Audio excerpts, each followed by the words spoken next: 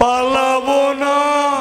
মন্ত্রীরা সব কোথায় গেল, কোথায় কাদের কাকা, ওদের সারা দেশটা বড় লাগে ফাঁকা ফাঁকা।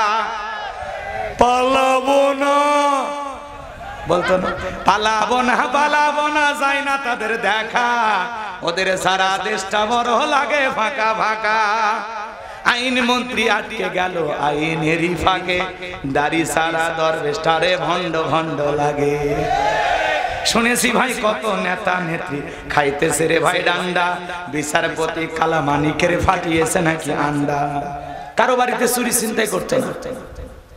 সমস্ত নবী রাসূল কালেমার দাওয়াত দিতেন, কারণ উম্মতেরা যেন কুফরির পথ থেকে, শিরিকের পথ থেকে, মানুষের তৈরি করা সকল মত, এই দুনিয়ার মানুষের তৈরি করা যত ধরনের পথ মত আছে সবগুলোকে পিছনে ফেলে মানুষ যেন আল্লাহর দেখানো পথে, নবীদের দেখানো পথে পরিচালিত হয়। এই পৃথিবীর সমস্ত নবী রাসূলদের টার্গেট মানুষকে জান্নাতের রাস্তা দেখানোর কথা বলে, ঠিক কি?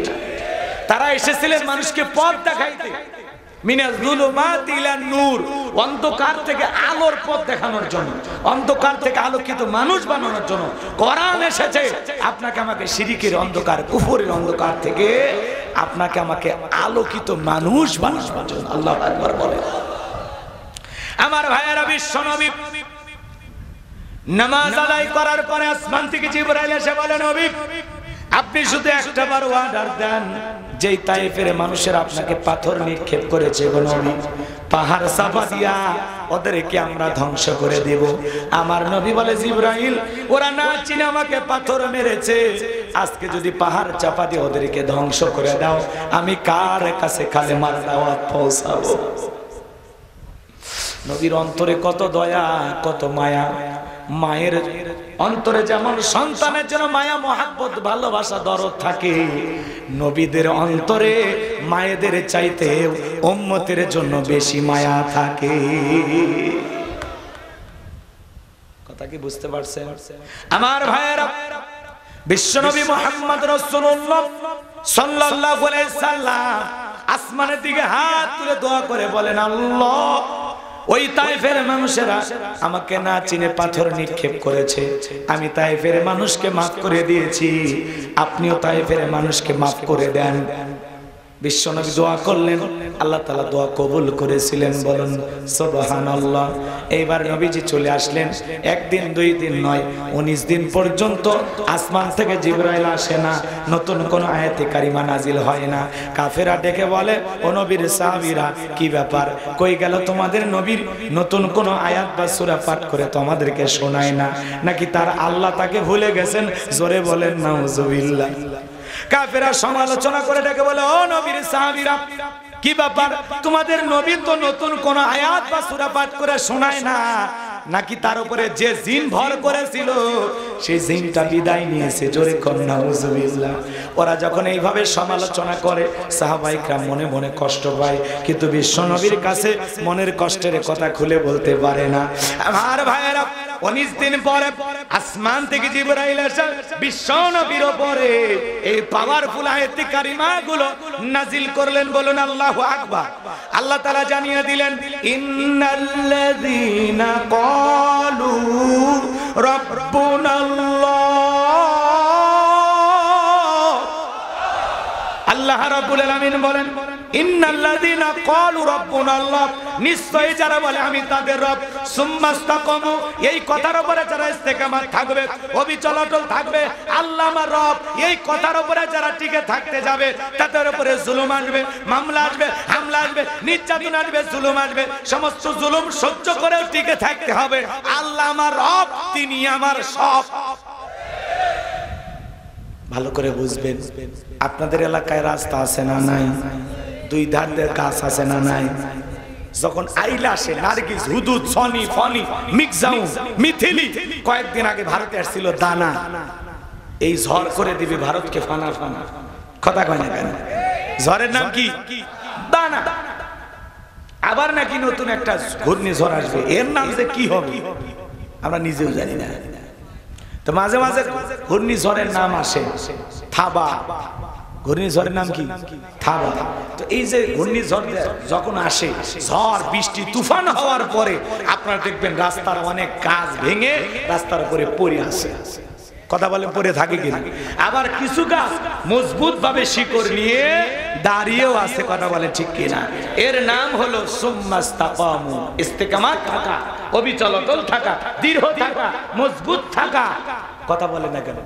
যখন বলবেন আল্লাহ আমার রব, এই রবের পথে টিকে থাকতে গেলে আল্লাহ আমার রব, তার গোলামি করে যদি দুনিয়ার জিন্দেগিতে আপনি টিকে থাকতে চান, যে আল্লাহ আমার রব, আল্লাহ ছাড়া আমি দুনিয়ার কারো কাছে মাথা নত করব না, এই কথার উপরে যখন আপনি টিকে থাকতে যাবেন, আপনার উপরে মামলা আসবে, হামলা আসবে, নির্যাতন আসবে, জুলুম আসবে, ঘর ছাড়া করবে, দেশ ছাড়া করবে, হাজারো নির্যাতন জুলুম সহ্য করবে ইমানদাররা, কিন্তু জালেমের কাছে মাথা নত করবে না। এই জন্য ওদের পরিকল্পনা থাকবে। দেখেন না, ইসলাম মানার কারণে, ইসলাম মানার কারণে শুধু দাড়ি টুপি থাকে, ইমাম মুয়াজ্জিম ইসলামী আন্দোলন করে।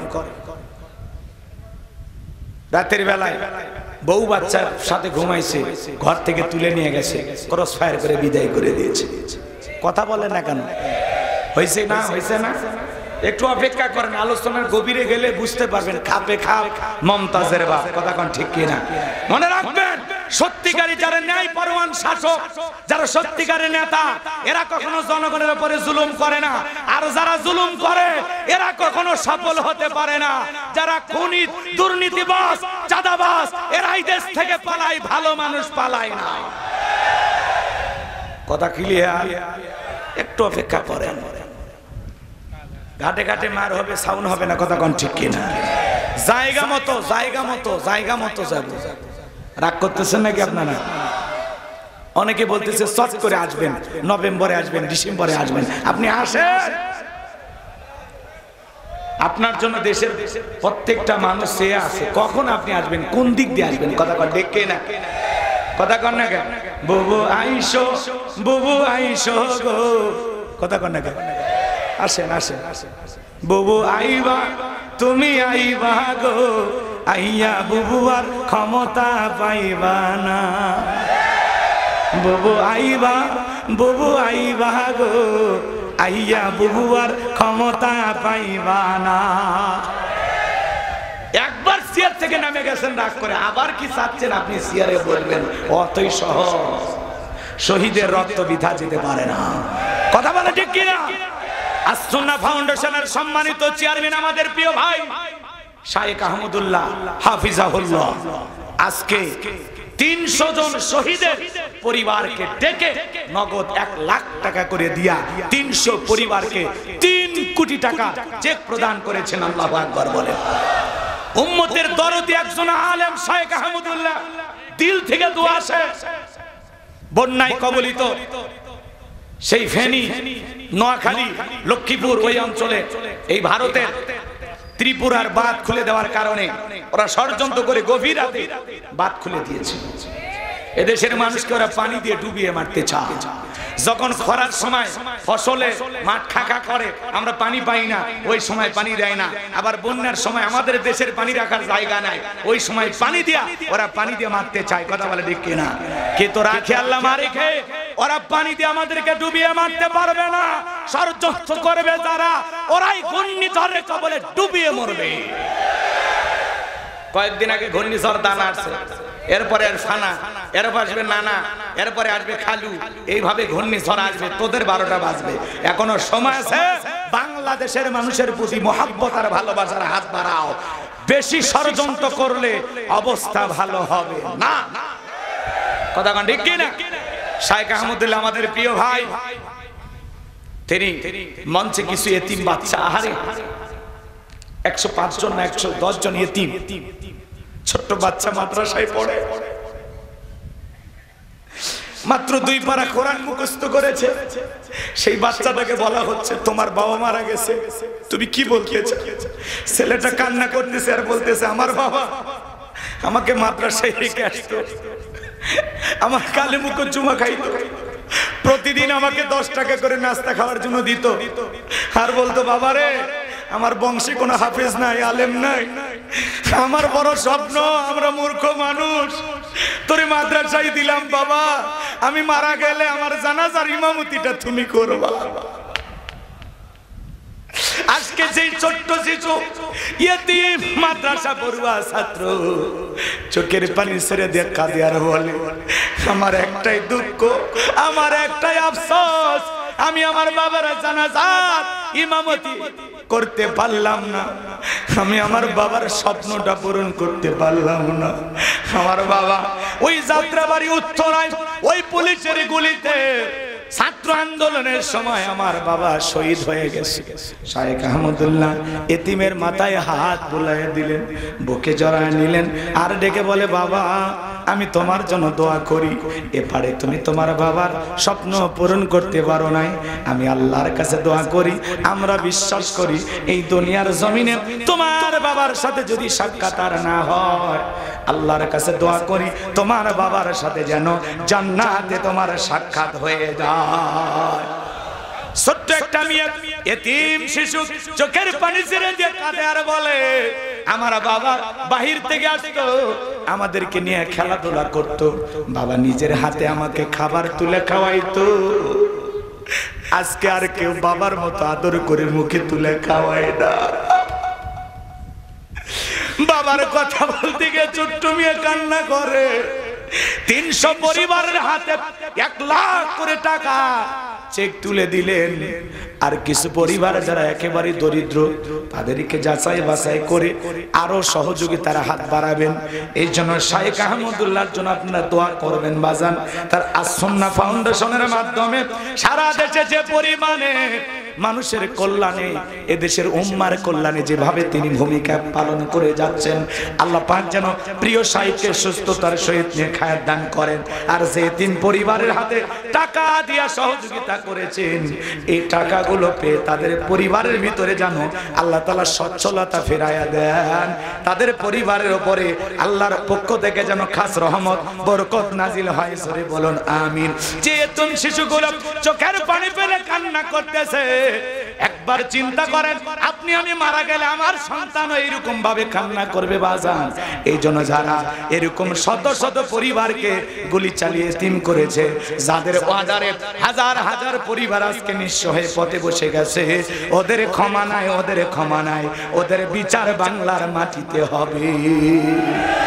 আর দুনিয়ার আদালতে যদি এদের বিচার না হয়, আল্লাহর আদালতে ওদের বিচার একদিন হবে। কথা বলে ঠিক কি না? কষ্ট হয় ওই এতিমদের চোখের পানি। যে বোন তার স্বামীকে হারিয়ে বিধবা হয়েছে, কে দেবে সান্ত্বনা? যে বাবা তার সন্তানকে হারিয়েছে, কে দেবে সান্ত্বনা? কে আছে বাবার মতো আদর করবে? কে আছে বাবার মতো বুকে টানবে? কে আছে বাবার মতো বটবৃক্ষের ছায়া দিয়ে সারাটা জীবন সন্তানের পাশে থাকবে? বাবা বাবা বাবার কোনো তুলনা হয় না। কথা বলেন ঠিক কি না? এই জন্য ভাইরা আমার, বড় বড় কথা বলবেন না। এই স্বাধীনতা পেয়েছেন, এটা সুরক্ষিত রাখতে হবে। কোন ষড়যন্ত্রকারীকে সফল হতে আর দেয়া হবে না ইনশাআল্লাহ। স্বাধীনতা পেয়েছি, স্বাধীনভাবে বাঁচতে চাই। কথা বলেন ঠিক কি না? কষ্ট হচ্ছে আপনাদের? তাহলে শায়েখ আহমদুল্লাহ হুজুরের জন্য দোয়া করবেন তো ইনশাআল্লাহ। আসলে ওনার প্রতি দিল উজাড় করে দোয়া আসে। কি অমায়িক ব্যবহারের একজন আলেম, তার সাথে জীবনে 2-3 বার সাক্ষাৎ হয়েছে। এত নম্র, এত ভদ্র, এত বিনয়ী একজন আলেম। আল্লাহ পাক যেন তার সম্মান মর্যাদা আরো বাড়িয়ে দেন। ওয়ারাফা'না লাকা যিকরাক। আল্লাহু আকবার বলেন, একটু জোরে বলেন আমিন। কষ্ট পাচ্ছেন আপনারা? কি বলছিলাম ভুলে গেছেন? সুম্মাস্তাকাম, ইস্তেকামাত থাকতে হবে, অবিচল অটল থাকতে হবে। কথা বলেন ঠিক কি না?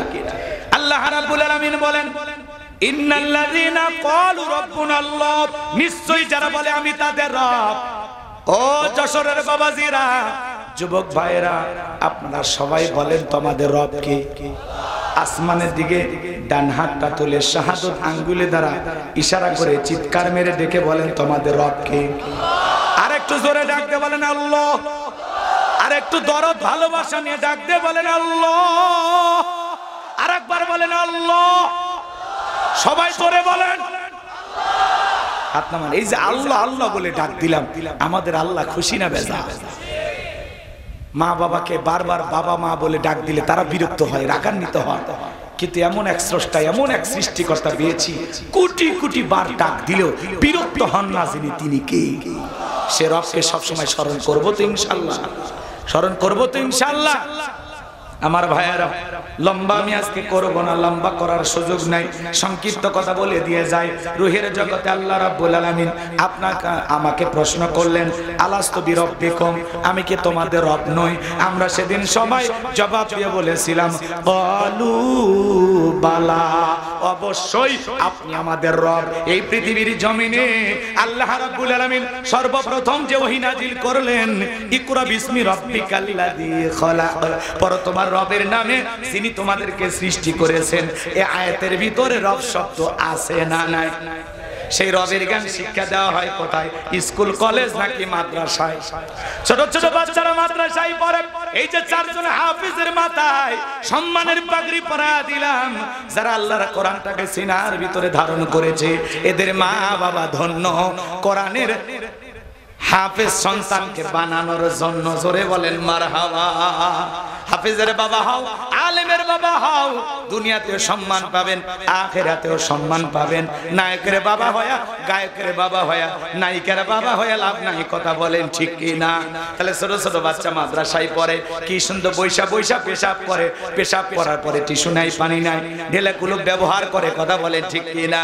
আমার ভাইরা, এমনও ছেলে আছে কলেজে পড়াশোনা করে, পালসার গাড়ি নিয়ে ঘোরাঘুরি করে, রাস্তার মধ্যে গাড়িটা ব্রেক কইরা সেন্টার টান দিয়া কুকুরের মতো দাঁড়িয়ে থেকে পেশাব করে, বসেও না। এজন্য সন্তানকে যদি আদব আখলাকালা চরিত্রবান বানাইতে চান, মাদ্রাসায় পড়ানো ছাড়া বিকল্প কোনো রাস্তা খোলা নাই, কথা বলেন ঠিক কিনা? একটা ছেলে ক্লাস 3-তে পড়ে, পেশাব করতেছে আর লিখতেছে। জিজ্ঞাসা করলাম, বাবা কই পড়ো? কই প্রাইমারিতে। তো তোমাদের স্কুলে কি বৈশা পেশাব করা আদব কায়দা শেখানো হয় না? তখন ডেকে বলে, হুজুর আমি প্রাইমারি পেশাবখানায় যা দেখি আমার সারিতাই দাঁড়িয়ে থেকে পেশাব করে, তার মানে যেমন দেখতেছে তেমন শিখতেছে, কথা বলেন ঠিক কিনা?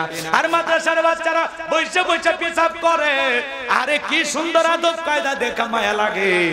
মাদ্রাসায় যাবেন দেখবেন ছোট বাচ্চা ওযুর পানি আগায়া দেয়, বাড়িতে যা মাকে বাবাকে সালাম দেয়, রাস্তাঘাটে মুরব্বি দেখে সালাম দেয়। ওদের ব্যবহার দেখে ভয় লাগে, ভালো লাগে, ওদের ব্যবহার দেখে দিলটা বড় ভরে যায়। আরে মাদ্রাসার তলাবুল ইলম, এদের মর্যাদা কত! যাদের যাদের পায়ের নিচে ফেরেশতারা ডানা বিছে দেয়, বলে আল্লাহু আকবার। এই জন্য সন্তানকে মাদ্রাসায় পড়াইলে ওই সন্তান কখনো মা বাবাকে বৃদ্ধাশ্রমে রেখে আসবে না। সন্তানকে মাদ্রাসায় পড়াবেন, কোরআন হাদিসের জ্ঞান শেখানোর পরে এরপরে ডাক্তার বানান, ইঞ্জিনিয়ার বানান, আমার কোনো আপত্তি নাই, কথা বলেন ঠিক কিনা? ডান চোখের যেমন দরকার আছে, বাম চোখেরও তেমন দরকার আছে, কথা বলেন ঠিক কিনা? হুজুর মুফতি মুহাদ্দিসের যেমন দরকার আছে, ডাক্তার ইঞ্জিনিয়ারও দরকার আছে না? কিন্তু সেই ছেলেটা ছোটবেলায় মাদ্রাসায় পড়ে এরপরে ডাক্তার হবে, সে সত্যিকারে ডাক্তার হবে, আদর্শ ডাক্তার হবে, ডাক্তার নামের ডাকাত হবে। ছোটবেলায় মাদ্রাসায় পড়ে ইঞ্জিনিয়ার হলে আদর্শ ইঞ্জিনিয়ার হবে, দুর্নীতি করবে না। ছোটবেলায় মাদ্রাসায় পড়ে যদি চেয়ারম্যান মেম্বার হয়, আদর্শ নেতা হবে, চাল ডাল গম চুরি করে খাবে না। কারণ আছে কিসের জ্ঞান? কোরআনের জ্ঞান, কথা বলে দেখেন। যাদের ভিতরে কোরআন সুন্নাহর জ্ঞান থাকে, এই মানুষগুলো কখনো হারামের সাথে জড়িত হতে পারে? কষ্ট হয়। তাহলে সন্তানদেরকে মাদ্রাসায় দেবেন তো ইনশাআল্লাহ, পড়াবেন তো ইনশাআল্লাহ। মাদ্রাসায় পড়ানো ছাড়া বিকল্প কোনো রাস্তা খোলা নাই। ছোটবেলায় মাদ্রাসায় দিবেন, আদর্শ মানুষ বানাবেন, এরপরে আপনি যা বলবেন ও সোজা পথে চলবে, ও কখনো বাঁকা পথে চলবে না, কথা বলেন ঠিক কিনা? আমার ভাইয়েরা, পবিত্র কুরআনুল কারীমের 1 নম্বর সূরা সূরাতুল ফাতিহার 1 নম্বর আয়াত, জবান ছেড়ে সবাই আমার সাথে তিলাওয়াত করুন। আলহামদুলিল্লাহি রাব্বিল আলামিন। সমস্ত প্রশংসা, যাবতীয় প্রশংসার একমাত্র মালিক তিনি, সৃষ্টিগুলোর রব, আমাদের প্রতিপালক, আমাদের আল্লাহ যিনি। আয়াতের ভিতরে রব শব্দ আছে না নাই? এরপরে আপনি আমি যখন রুকুতে চলে যাই কি তাসবিহ পাঠ করি? সুবহান রাব্বিয়াল আযীম, সুবহান রাব্বিয়াল আযীম। রব শব্দ আছে না নাই? রুকু হতে দাঁড়ানোর সময় কি বলি? সামিআল্লাহু লিমান হামিদা, রব্বানা লাকাল হামদ। রব শব্দ আছে না নাই? এরপরে যখন মাথাটা নত করে সিজদায় চলে যাই কি তাসবিহ পাঠ করি? সুবহান রাব্বিয়াল আ'লা, সুবহান রাব্বিয়াল আ'লা। কিছু কিছু মানুষ যা খালি বলতেছে সুবহানাল্লাহ কয় না, সবিনের তেল কয়, আল্লাহ ভালো জানে। কথা কয় ঠিক কি না? স্পষ্ট করে বলতে হবে।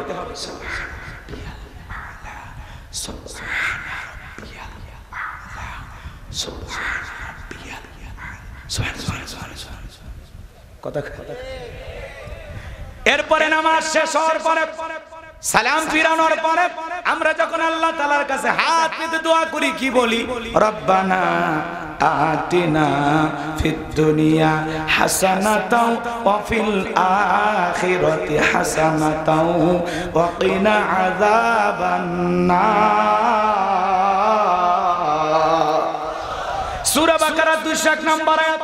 আল্লাহর কাছে ডেকে বলি, হে আমাদের রব, আমাদেরকে দুনিয়ার কল্যাণ দান করো, আখিরাতের কল্যাণ দান করো, ওই কঠিন জাহান্নামের আগুন থেকে আমাদের মুক্তি দাও।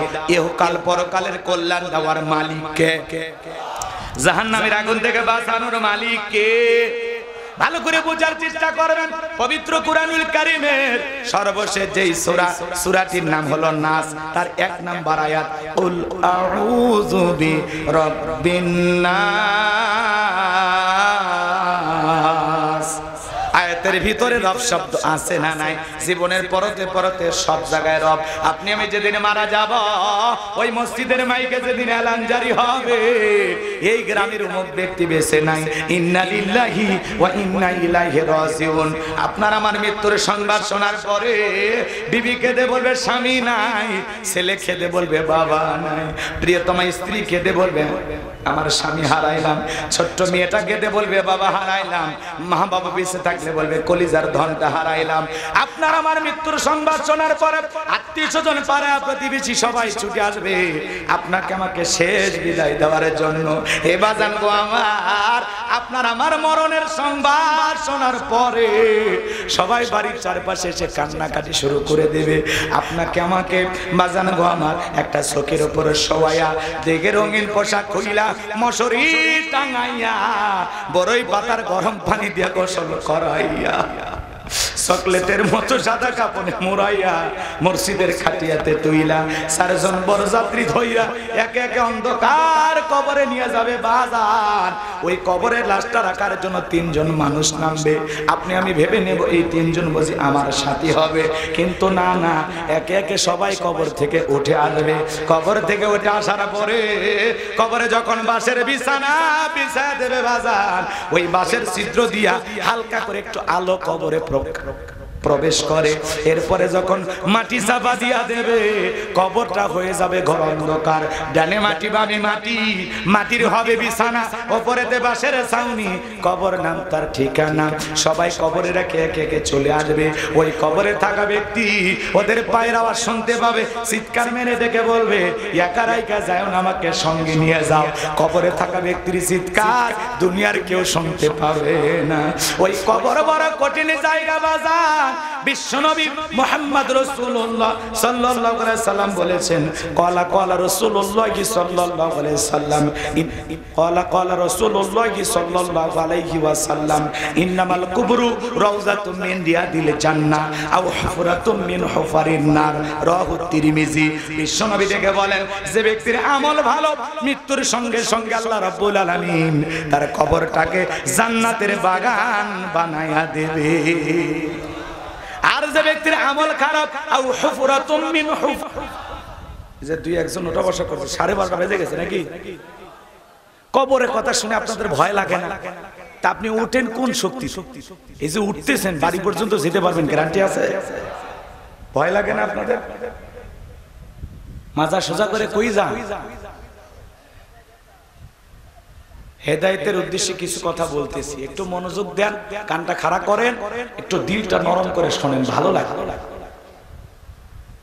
চক্ষুটা বন্ধ করেন আর চিন্তা করেন যে কথাগুলো বলতেছি, চক্ষুটা বন্ধ করেন। আপনি আমি মারা গেছি, মারা যাওয়ার পরে কি হবে?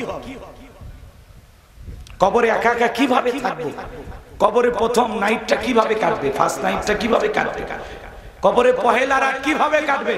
যুবক 31st নাইট পালন করার জন্য পাগল হয়ে যাও, কিন্তু কবরে প্রথম রজনীটা কিভাবে কাটবে? একা একা কেমনি থাকবে? কি হবে আমার?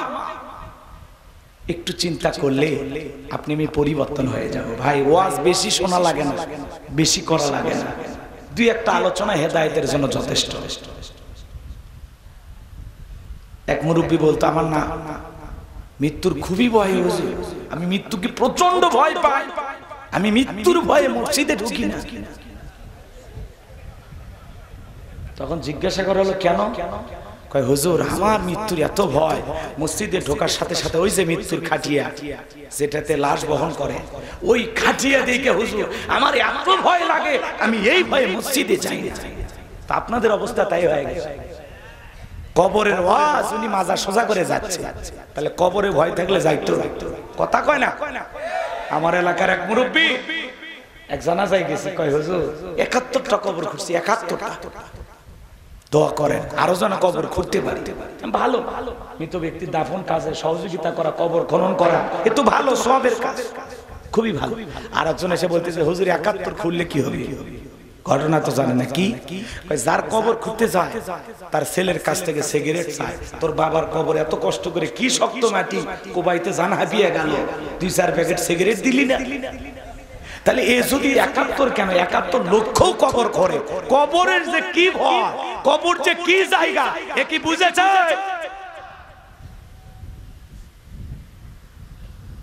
আজকে সকালে কবর দেয়, বিকেলে যায় তাস খেলে পাশে বসে, কথা কয় না। মহিলারা যা বিকেল বেলা পাতা ঝাড় দেয়, খড়ি কুড়িয়ে নিয়ে আসে। আর আগে নতুন কবর হলে লাইট জ্বালায় রাখতো, 4-5 দিন মানুষ ওই দিক দিয়ে যাইতে ভয় পাইতো, কথা কয়। এখন মানুষের ভয় উঠে যাচ্ছে, ডায়লগ দেয় কিসের ভয়? মরে গেলে আমার কবরে আমি যাবো, যা ইচ্ছে তাই হবে। আরে ভাই কথায় আছে, যার মাথা তার ব্যথা। আমার হাতটা যদি আগুনে পড়ে শ্রোতারা ব্যথা পাবে না, আমার বউ কষ্ট পাবে না, আমার ছেলে মেয়ে কষ্ট পাবে না, হাতটা যার যন্ত্রণাটাও তার। তো আল্লাহ না করুক, আল্লাহ না করুক, আপনার কবরটাই যদি জাহান্নামের আগুন জ্বলে, গ্রামবাসী কষ্ট পাবে না, বাংলাদেশের মানুষ কষ্ট পাবে না, আপনার ঘরের বিবি ছেলে মেয়ে কষ্ট পাবে না। কবর যার আগুনের তীব্র যন্ত্রণা সহ্য করতে হবে তা। আপনি কোন সাহসে বলেন যে মরার পরে যা হয় হবে? আপনার ভয় লাগে না? মৃত্যুর ভয় নাই? কি কষ্ট হয়? আর যদি বলেন না হুজুর এগুলো আজ বাদ দেন, সামনের দিকে যাই। আমার ভাইয়েরা হৃদয়ের কান পেতে কথাগুলো শুনে যান। ওই কবরের ভিতরে আপনাকে আমাকে প্রশ্ন করা হবে, মার রব্বুকা, তোমার রবকে? দুনিয়ার জমিনে রবের গোলামি করেছে যারা, এক আল্লাহর ইবাদত করেছে যারা, খাঁটি মুমিন মুত্তাকি হইয়া আল্লাহ তাআলার বিধান মোতাবেক, রাসূলের রেখে যাওয়া সুন্নাহ মোতাবেক যারা চলবে,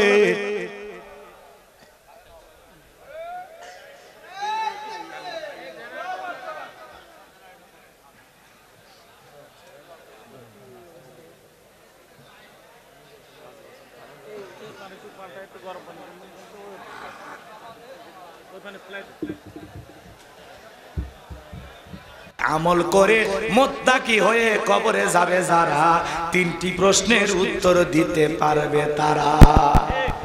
আচ্ছা, যারা নিয়মিত অফিসে যায় তারাও বসকেও চেনে, কথা কয় না কেন? যারা নিয়মিত অফিসে যায় তারা বসকে চেনে না? অবশ্যই চেনে। চাকরি করে যারা, তারাই তো বেতন বোনাস পায়, কথা বলে ঠিক কিনা? তো এই দুনিয়ার জমিনে আমরা আল্লাহর গোলামি করার জন্য আসছি, আমরা আল্লাহর দাস, কথা কয় না? এই দুনিয়ার জমিন আল্লাহ তাআলা কেন পাঠিয়েছেন? ওমা খালাকুল জিন্না ওয়াল ইনসা ইল্লা লিয়াবুদুন। আমি মানব জাতি আর জিন জাতিকে সৃষ্টি করেছি শুধুমাত্র কেবলমাত্র আমি আল্লাহর দাসত্ব আর গোলামি করার জন্য, কথা বলেন ঠিক কিনা? আমার ভাইয়েরা, কেন আল্লাহর গোলামি করবেন না? এত সুন্দর পৃথিবীতে যে আল্লাহ তাআলা পাঠিয়েছেন, পৃথিবীর জমিনে যা কিছু দেখেন আল্লাহ তাআলা বলেন হুয়াল্লাযী খলাকালাকুম মা ফিল আরদি জামিআ। বান্দা, পৃথিবীর জমিনে যা কিছু দেখো সবকিছু তোমাদের জন্য সৃষ্টি করেছি, আর তোমাদেরকে সৃষ্টি করেছি আমি আল্লাহর গোলামি করার জন্য। এ কি হয়েছে? ঠিক করো না কেন? এই ইকো কমায় দাও। এই দেখতেছো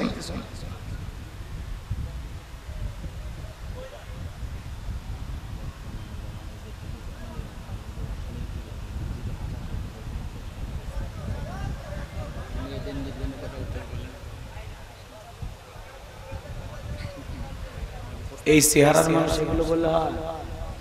ছেলেরা বললো আর ওগুলো করা লাগবে। ওয়াজ তো আপনাদের ইচ্ছা মতো হবে না, ওয়াজ হবে কোরআন এবং হাদিস অনুযায়ী বিষয় ভিত্তিক। যা তা শুনতে চাইলে হবে, এতে কে শুনবে কে শুনলো না ওটা আমার দেখার বিষয় না। রাগ করতেছেন নাকি আপনারা? জি জি জি, ওনারা একটু ওই অন্য কিছু শুনতে চাইছে। মহিলাদের ওয়াজ, মহিলাদের এত ওয়াজ করা লাগবে না। অন্য অন্য দেশের তুলনায় আমাদের দেশের মা বোনেরা অনেক ভালো আছে, কথা কয় না। রাগ করতেছেন আপনারা? আমার ভাইয়েরা, হৃদয়ের কান পেতে কথাগুলো শুনে যান। যে কথা বলতে চাচ্ছিলাম, নেক আমল করে কবরে যাবে যারা, উত্তর দিতে পারবে তারা। এই দুনিয়ার জমিনে যারা রবের গোলামি করবে, আল্লাহর দাসত্ব করবে, এই গোলামির বেতন হিসাবে আল্লাহ দিবেন জান্নাত। সুবহানাল্লাহ বলেন। আর বোনাস হিসাবে জান্নাতীরা পাবে আল্লাহ পাকের দিদার, দিদারে ইলাহি। জান্নাতি প্রত্যেকটা মানুষ আল্লাহর সাথে সাক্ষাৎ করবে। পূর্ণিমার চাঁদ দেখতে যেমন সমস্যা হয় না, জান্নাতীরা তেমনি ভাবে আল্লাহকে দেখবে। সৃষ্টিকর্তা দেখতে কেমন একটু দেখার দরকার আছে না নাই? আল্লাহ জান্নাতীদের সাথে সাক্ষাৎ করবেন। সুবহানাল্লাহ বলেন। এই জন্য ভাইরা আমার, যারা রবের গোলামি করেছে তাদেরকে যখন সেই রব সম্পর্কে প্রশ্ন করা হবে, কারণ এই দুনিয়ার জমিনে সে রবের বিধান মেনে চলেছে, রবের বিধান মোতাবেক জীবনটাকে সাজাইতে, তাকে যখন কবরে প্রশ্ন করা হবে মার রব্বুকা, ওই রবের যে বান্দা গোলামি করে দুনিয়ার জিন্দেগীর সফর শেষ করেছে, সে তখন বলবে রব্বি আল্লাহ, আমার রব আমার আল্লাহ। কথা বলে ঠিক কি না আমার ভাইয়েরা? কিন্তু যারা এই দুনিয়ার শয়তানের ওয়াসওয়াসায় পড়ে, এই দুনিয়ার রং তামাশায় মেতেছিল, আমোদ প্রমোদে মেতেছিল, যারা বলেছিল খাও দাও ভর্তি করো দুনিয়াটা মস্ত বড়, ওদেরকে যখন প্রশ্ন করা হবে মার রব্বুকা, গুনাহ করে আল্লাহর অবাধ্য গোলাম হয়ে নাফরমান হয়ে শয়তানের ওয়াসওয়াসায় ধোঁকায় পড়ে জীবন সাজায়া কবরে যাবে যারা, উত্তর দিতে পারবে না তারা। তাদেরকে যখন প্রশ্ন করা হবে মার রব্বুকা, তোমার রব কি, তারা ফেল ফেল করে তাকিয়ে থাকবে আর বলবে হাই হাতালা আদরি, আপনি কি বলেন, আমি তো কিছুই বুঝতে পারি না। তাহলে নিয়ে আমল করে যাবে যারা, উত্তর দিতে পারবে তারা, গুনাহ করে কবরে যাবে যারা, উত্তর দিতে পারবে না তারা। তোমার এই বারবার ডিস্টার্বের কারণে অর্ধেক লোক হারাইছে। আর একবার বিদ্যুৎ গেলে মুনাজাত হবে, সমস্যা নাই, আমিও বেঁচে যাব। কষ্ট হচ্ছে নাকি আপনাদের? এদিক খেয়াল করেন। তাহলে কবরে এক নাম্বার প্রশ্ন মার রব্বুকা, তোমার রব কি? সেই রবের গোলামি করে জিন্দেগিটা সাজানো দরকার আছে না না? কারা কারা সেই রবের গোলামি করতে রাজি? দুই হাত তুলে দেখেন। আল্লাহ আমাদের সবাইকে তারা গোলামি করা তৌফিক দান করুন। আল্লাহ পাক আমাদের সবাইকে তারা গোলাম হিসেবে কবুল করেন। জোরে বলুন আমিন। হাত নামান। আমরা যে আল্লাহর গোলাম, এই কথা পরিচয় দিতে আমাদের কি লজ্জা লাগে? এটা পরিচয় কি লজ্জার না গর্বের? আনন্দের। কথা বলেন ঠিক কি না আমার ভাইয়েরা? এজন্য পরিবর্তন হয়ে যায়। তাহলে কবরে প্রশ্ন করা হবে মার রব্বুকা, তোমার রবকে। তাহলে জীবনের শুরু থেকে শেষ পর্যন্ত সব জায়গায় জীবনের পরতে পরতে রব, সেই রবের গোলামি করে যাব তো ইনশাআল্লাহ। এইবার শুনেন, আল্লাহ তাআলা বলতেছেন ইন্নাল্লাযীনা ক্বালু রাব্বুনাল্লাহ, নিশ্চয়ই যারা বলে আমি তাদের রব। আমাদের রব কে? এই পৃথিবীর জমিনে আল্লাহ পাক যখন মানুষকে জিরো থেকে হিরো বানায়, সামান্য একটু ক্ষমতার চেয়ার দান করে, ওই মানুষগুলো ক্ষমতার চেয়ারে বৈশা নিজেকে আনা রব্বুকুমুল আলা বলে দাবি করেছিল। এই পৃথিবীর একজন জালেম শাসক, এর নাম ছিল ফিরাউন। জোরে বলেন কি নাম? আরো জোরে বলেন কি নাম? এর বাল্যকালের নাম ছিল কাবুস, বলখিয়াও বলা হতো। কিপ্তিদের তরফ থেকে স্পেশাল নাম ছিল রামসিস। মিশরের বাদশা হওয়ার পর উপাধি নাম হলো ফিরাউন। কয়েকটা মিনিট যদি আমি ফিরাউনের কিছু কথা তুলে ধরি, আপনাদের কষ্ট হবে। আল্লাহ পাক কিভাবে জিরো থেকে হিরো বানাইছিল, আর এরা ক্ষমতার চেয়ারে বৈশা আল্লাহকে ভুলে যায়। চাওয়ালা থেকে প্রধানমন্ত্রী বানায় কে? এই ফিরাউন ছিল ভবঘুরে যুবক, এলাকায় কোনো কাজকর্ম নাই। ভবঘুরে যুবক মানে বোঝেন না, কিছু ছেলে পেলে দেখবেন ইয়াবা ফেন্সিডিল গাঁজা মদ খায়া গাছের ধাক্কা মেরা কই ভাইজান সাইদ দেন। বউ যদি দরজা খোলে মুখের বাপ তুমি ঢোলক খা, কই মা তুই বুঝবো না আজ একটু বেশি পরিমাণে মাল খাসি। এরকম নেশাখোর আছে না নাই? সন্ধ্যা হলে ঘরের দরজা বন্ধ করে জিকির করে ইয়াবা ইয়াবা ইয়াবা। মা বাবা চিন্তা করে বাবা এটা কিসের ট্যাবলেট, জ্বর না সর্দি না গলা ব্যথা? কয় বোঝার দরকার নাই, টাকা দে নইলে তোর মাথা ফাটাবো। নেশার টাকা না পাইয়া কত মানুষ বউরে পিটায়, মারে পিটায়, সন্তানকে হত্যা করে। এজন্য নেশা করে যারা সমাজে অসুস্থ মনের মানুষ, তারা যারা নিশাদ্রব্য পান করে, ইয়াবা মদ গাঁজা ফেন্সিডিল খায়, সমাজের মানুষ এদেরকে টোকাই বলে। সম্মান করে না টোকাই বলে? নিশাদ্রব্য পান করা জায়েজ না হারাম? হে যুবক, মাদককে না বলুন, মাদক দ্রব্য পান করা যাবে? রাগ করছেন না? খাবেন? আমি জানি আপনারা খান না, আপনারা ভালো মানুষ। এই যশোরের যুবকেরা জীবনে কোনোদিন এগুলো দেখেনি। রাগ করছেন মনে হয়? আমার ভাইরা, এই ভবঘুরে যুবক কাবুস নামের ফিরাউন চলে গেল মিশরে। বাল্যকালের বন্ধু হামানকে নিয়ে মিশরে যাওয়ার পরে সর্বপ্রথম হলো তরমুজের ক্ষেতের লেবার। সেখানে কিছুদিন চাকরি করার পরে আমার ভাইয়েরা ওই মিশরের সরকারি গোরস্থানের দারোয়ান লাগবে, ইন্টারভিউ চলতেছে। ওই লাইনের মধ্যে কাবুস নামের ফিরাউনও দাঁড়ায় গেছে। এক এক ইন্টারভিউ দিতে দিতে এইবার যখন ফিরাউনের পালা, ডেকে বলে বাদশাহ বুকভরা আশা নিয়ে আপনার দেশে আসছি, আপনি যদি চাকরিটা আমারে দেন সারা জীবন আপনার প্রতি কৃতজ্ঞ থাকবো। আর আমি যতটুকু জানি মিশরের মধ্যে আপনার চাইতে ভালো মানুষ আর কেউ নাই। পাম দিয়া ফুলাই, তেলের ওপর দুনিয়া চলে। কথা কর না কে? নেত্রী মসজিদ বানায় কয় আপনি হযরত হাসিনা। কথা কয় না? কি হাসিনা? এরকম তেল বাস নেতা আসিল না? নাই, এত তেল দিত। একজন আপা আপা কইয়া মুখের ফেনা তুলছে। 200 কতবার আপা বলছে ওই কয়েক মিনিটের মধ্যে। আপা আপা জিকির শোনেননি? কথা কন না? আছে ওরা? কথা কন আছে? বড় বড় কথা বলতো নাই, ক্ষমতার মাত বাড়ি নাই। কথা বলেন না কেন? মন্ত্রীরা সব কোথায় গেল, কোথায় কাদের কাকা? ওদের সারা দেশটা বড় লাগে ফাঁকা ফাঁকা। পালাবো না বলতো না? পালাবো না পালাবো না, যায় না তাদের দেখা। ওদের সারা দেশটা বড় লাগে ফাঁকা ফাঁকা। আইন মন্ত্রী আটকে গেল আইনেরই ফাঁকে, দাড়ি সারা দরবেশটারে ভণ্ড ভণ্ড লাগে। শুনেছি ভাই কত নেতা নেত্রী খাইতেছে রে ভাই ডান্ডা, বিচারপতি কালামানিকের ফাটিয়েছে নাকি আন্ডা। এটা আমার খবর না, মিডিয়ার খবর। কথা ঠিক কি না? এই বিচারপতি মানিক এই দেশের 116 জন আলেমের তালিকা করে দুদকে জমা দিয়েছিল। আমার রোল নাম্বার ছিল 23। গাইবান্ধার আমি একটা ভাঙ্গা মানুষ, আমারও রাখছে এই তালিকায়। আমার ওয়াজ ভুল ধরছে 2 জায়গায়। একটা হলো বৈশাখ নিয়ে আলোচনা করেছিলাম, আর ধর্ম যার যার উৎসব সবার এই স্লোগান কুফুরি স্লোগান, ঈমান ধ্বংস করা স্লোগান। এই স্লোগান মুসলমান দিতে পারে না। ধর্ম যার উৎসবতা। কথা কয় না? এগুলো নিয়ে তো আজকে আমি ওয়াজ করব না। এই 2টা ভুল ধরে ওরা আমাকে ওই তালিকায় ফেলাইছে। যারা আলেমদের তালিকা করেছিল আজকে কি তারা ভালো অবস্থায় আছে? ওদের কি তালিকা করা লাগছে? তালিকা ছাড়াই কলার পাতায় শুয়েছিল, সেখান থেকে গ্রেফতার করে এখন জেলখানায়। কথা বলে ঠিক কি না?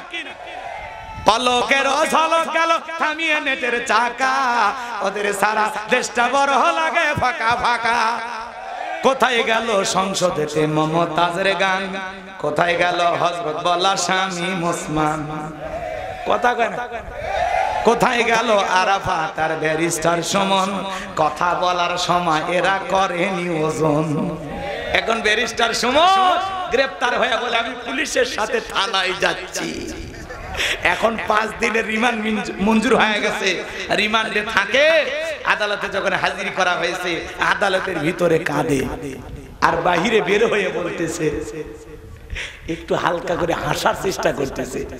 মানুষ তো বোঝে আদালতে কাঠগড়া দাঁড়ায় কাটলে, আর বাহিরে হাসি দিয়ে পাবলিককে বুঝাচ্ছে আমি ভালো আছি, অভিনয় কম করো প্রিয়।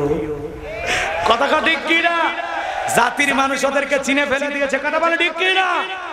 যারা কোরআনের বাকি শ্রেষ্ঠ মুফাসসির, এদেশের দিনের দাঁড়ি 50 বছর তাফসীর করেছেন, তাকে ফাঁসি দেওয়ার পিছনে এরা ছিল ষড়যন্ত্রকারী।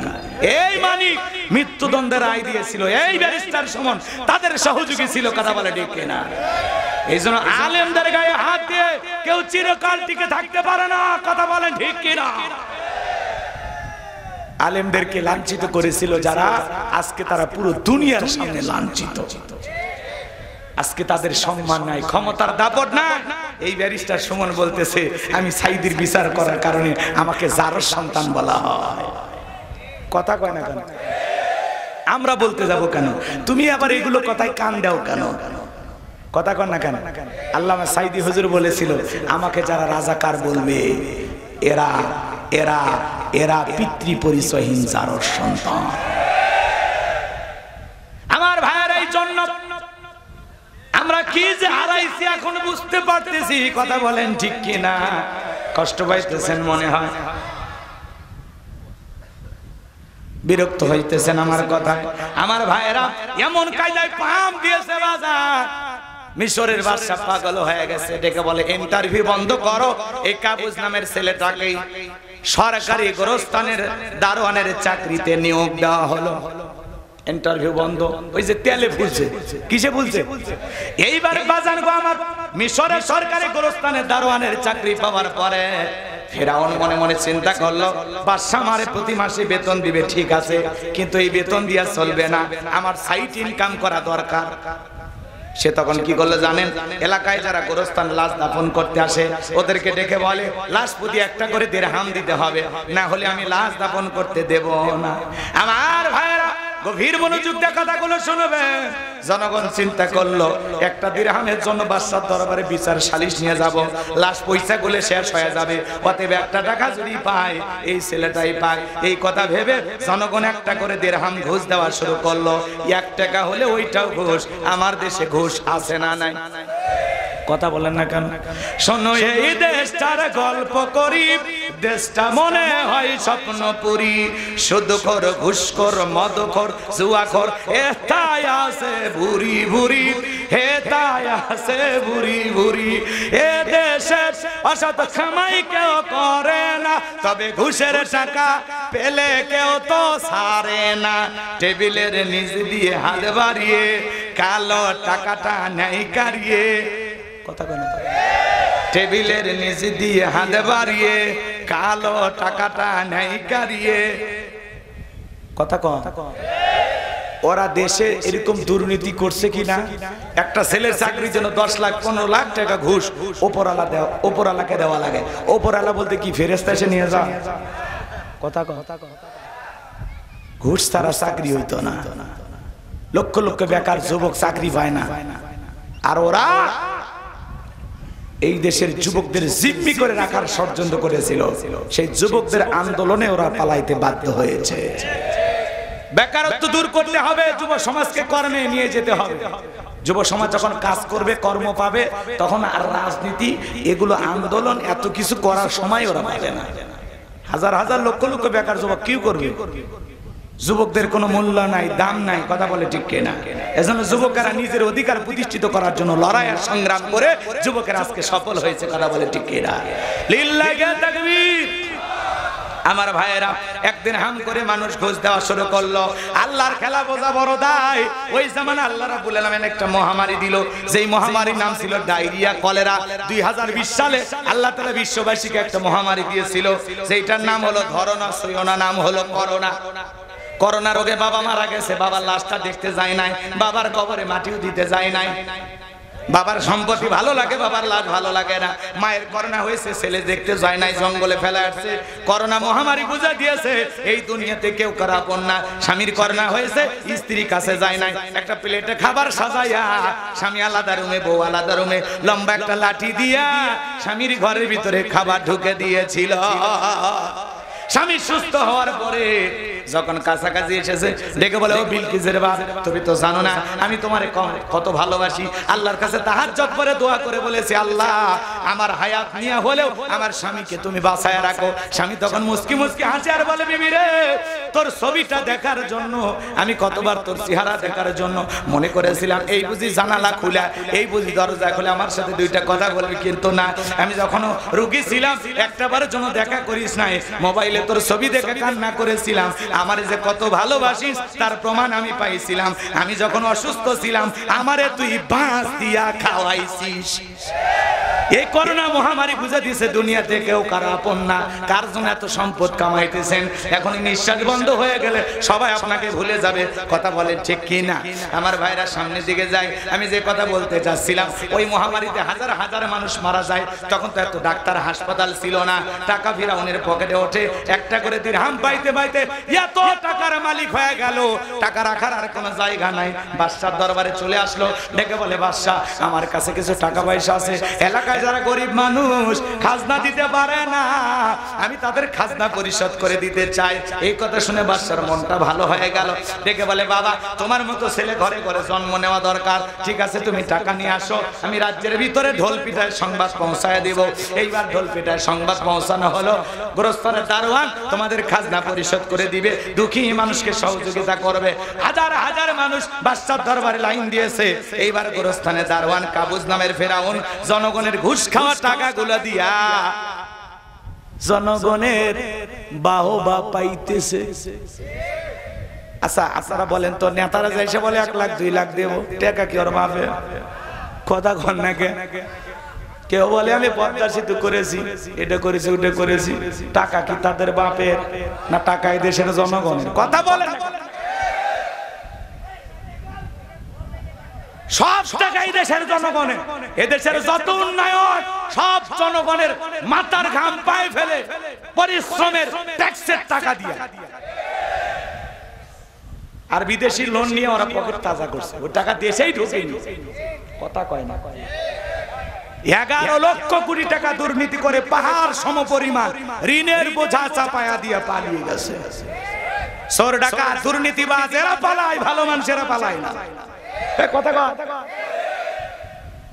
রাগ করবেন না, অনেকের কষ্ট হয় আমি বুঝি, কারণ বহুদিন সাথে ছিলেন তো এখনো ছাড়তে পারতেছেন না, ভালো করে দুধ দিয়ে গোসল করে। কথা কয় না?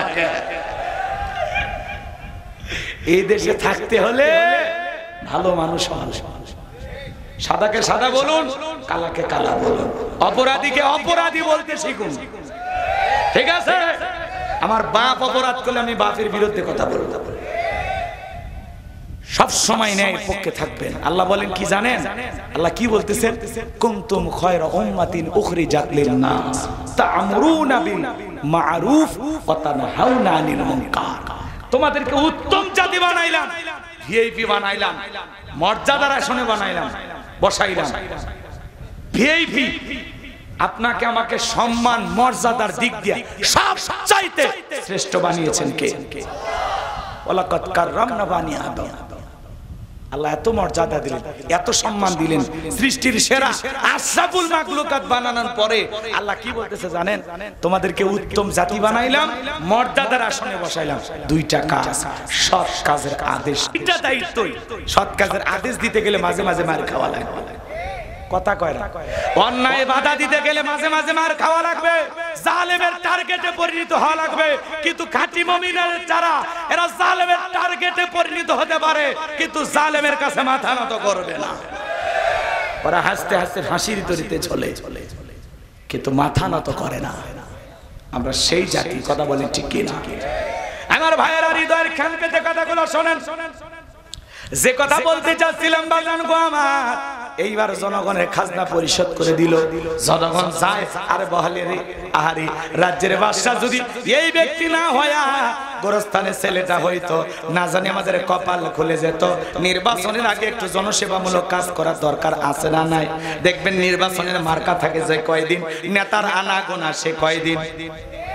ভোট নেওয়া শেষ, নেতারা সোনার বাংলাদেশ, এরপরে টর্চ লাইট পেরে নেতার চেহারা খুঁজে পাওয়া যায় না। আর নির্বাচনের আগে গলিতে গলিতে নেতা এসে ঘোরাঘুরি করে, হাটে বাজারে মাঠে ঘাটে কৃষকের সাথে ধান কেটে সেলফি তোলে। রাস্তার ভিক্ষুক মহিলাকে 500 টাকা দিয়ে মানব দরদি নেতা সাজে। পোস্টার এলাকে গরিবের বন্ধু, ভোট দিয়ে দেখেন গরিবের কয় নাম্বার শত্রু। আর আমরাও কম খারাপ না, 1.5 টাকার বিড়ি আর 3 টাকার চা খায় কি স্লোগান, বল্টু ভাইয়ের চরিত্র ফুলের মতো পবিত্র, নামাজ মানে 1 ওয়াক্ত, গাঁজা খাই 5 ওয়াক্ত, গমচুরিতে পাকা ভক্ত, শয়তানের 1 নাম্বার ভক্ত, হুজুরদের জন্য খুবই শক্ত, চুষা খাই গরিবের রক্ত। এই জন্য বিগত বছরগুলোতে যা ভুল করছেন শোনেন। এক পাগল তেঁতুল গাছের নিচে হাত তুলে বলতেছে, আল্লাহ এই তেঁতুল গাছে রাজশাহীর ফজলি আমদি, রংপুরের হাড়িভাঙ্গা দে, সাপাহারের মিষ্টি আমরুপালি দে, চাপায়ের কাটি মন দে। আল্লাহ তখন বলে, পাগল রে চোখটা খুলে দেখ কোন গাছের নিচে দোয়া ধরেছিস। তেঁতুল গাছের নিচে দাঁড়ায়া কিয়ামত পর্যন্ত আম চাইলে যেমন পাওয়া যাবে না, নির্বাচনের আগে 500 টাকা 1000 টাকার বিনিময়ে ভোটটা বিক্রি করে উমরের মতো নেতা চাইলে দেশে পাওয়া যাবে না। আগে জনগণ 1 নাম্বার, নেতাও 1 নাম্বার, কথা কন। জনগণ 2 নাম্বার, নেতা হবে 6 নাম্বার। এজন্য নির্বাচনকে কেন্দ্র করে চা বিড়ি পান সিগারেট বা 500 টাকা 1000 টাকার বিনিময়ে জীবনে কোনোদিন ভোট বিক্রি করবেন না। এরকম সাহস যদি থাকে হাত তোলেন তো দেখি। আমার ভোট আমি দেব সৎ, যোগ্য, ধার্মিক, আল্লাহওয়ালা, নেককার নেতা দেখে দেব, খালি মোজ দেখে ভুলেন না।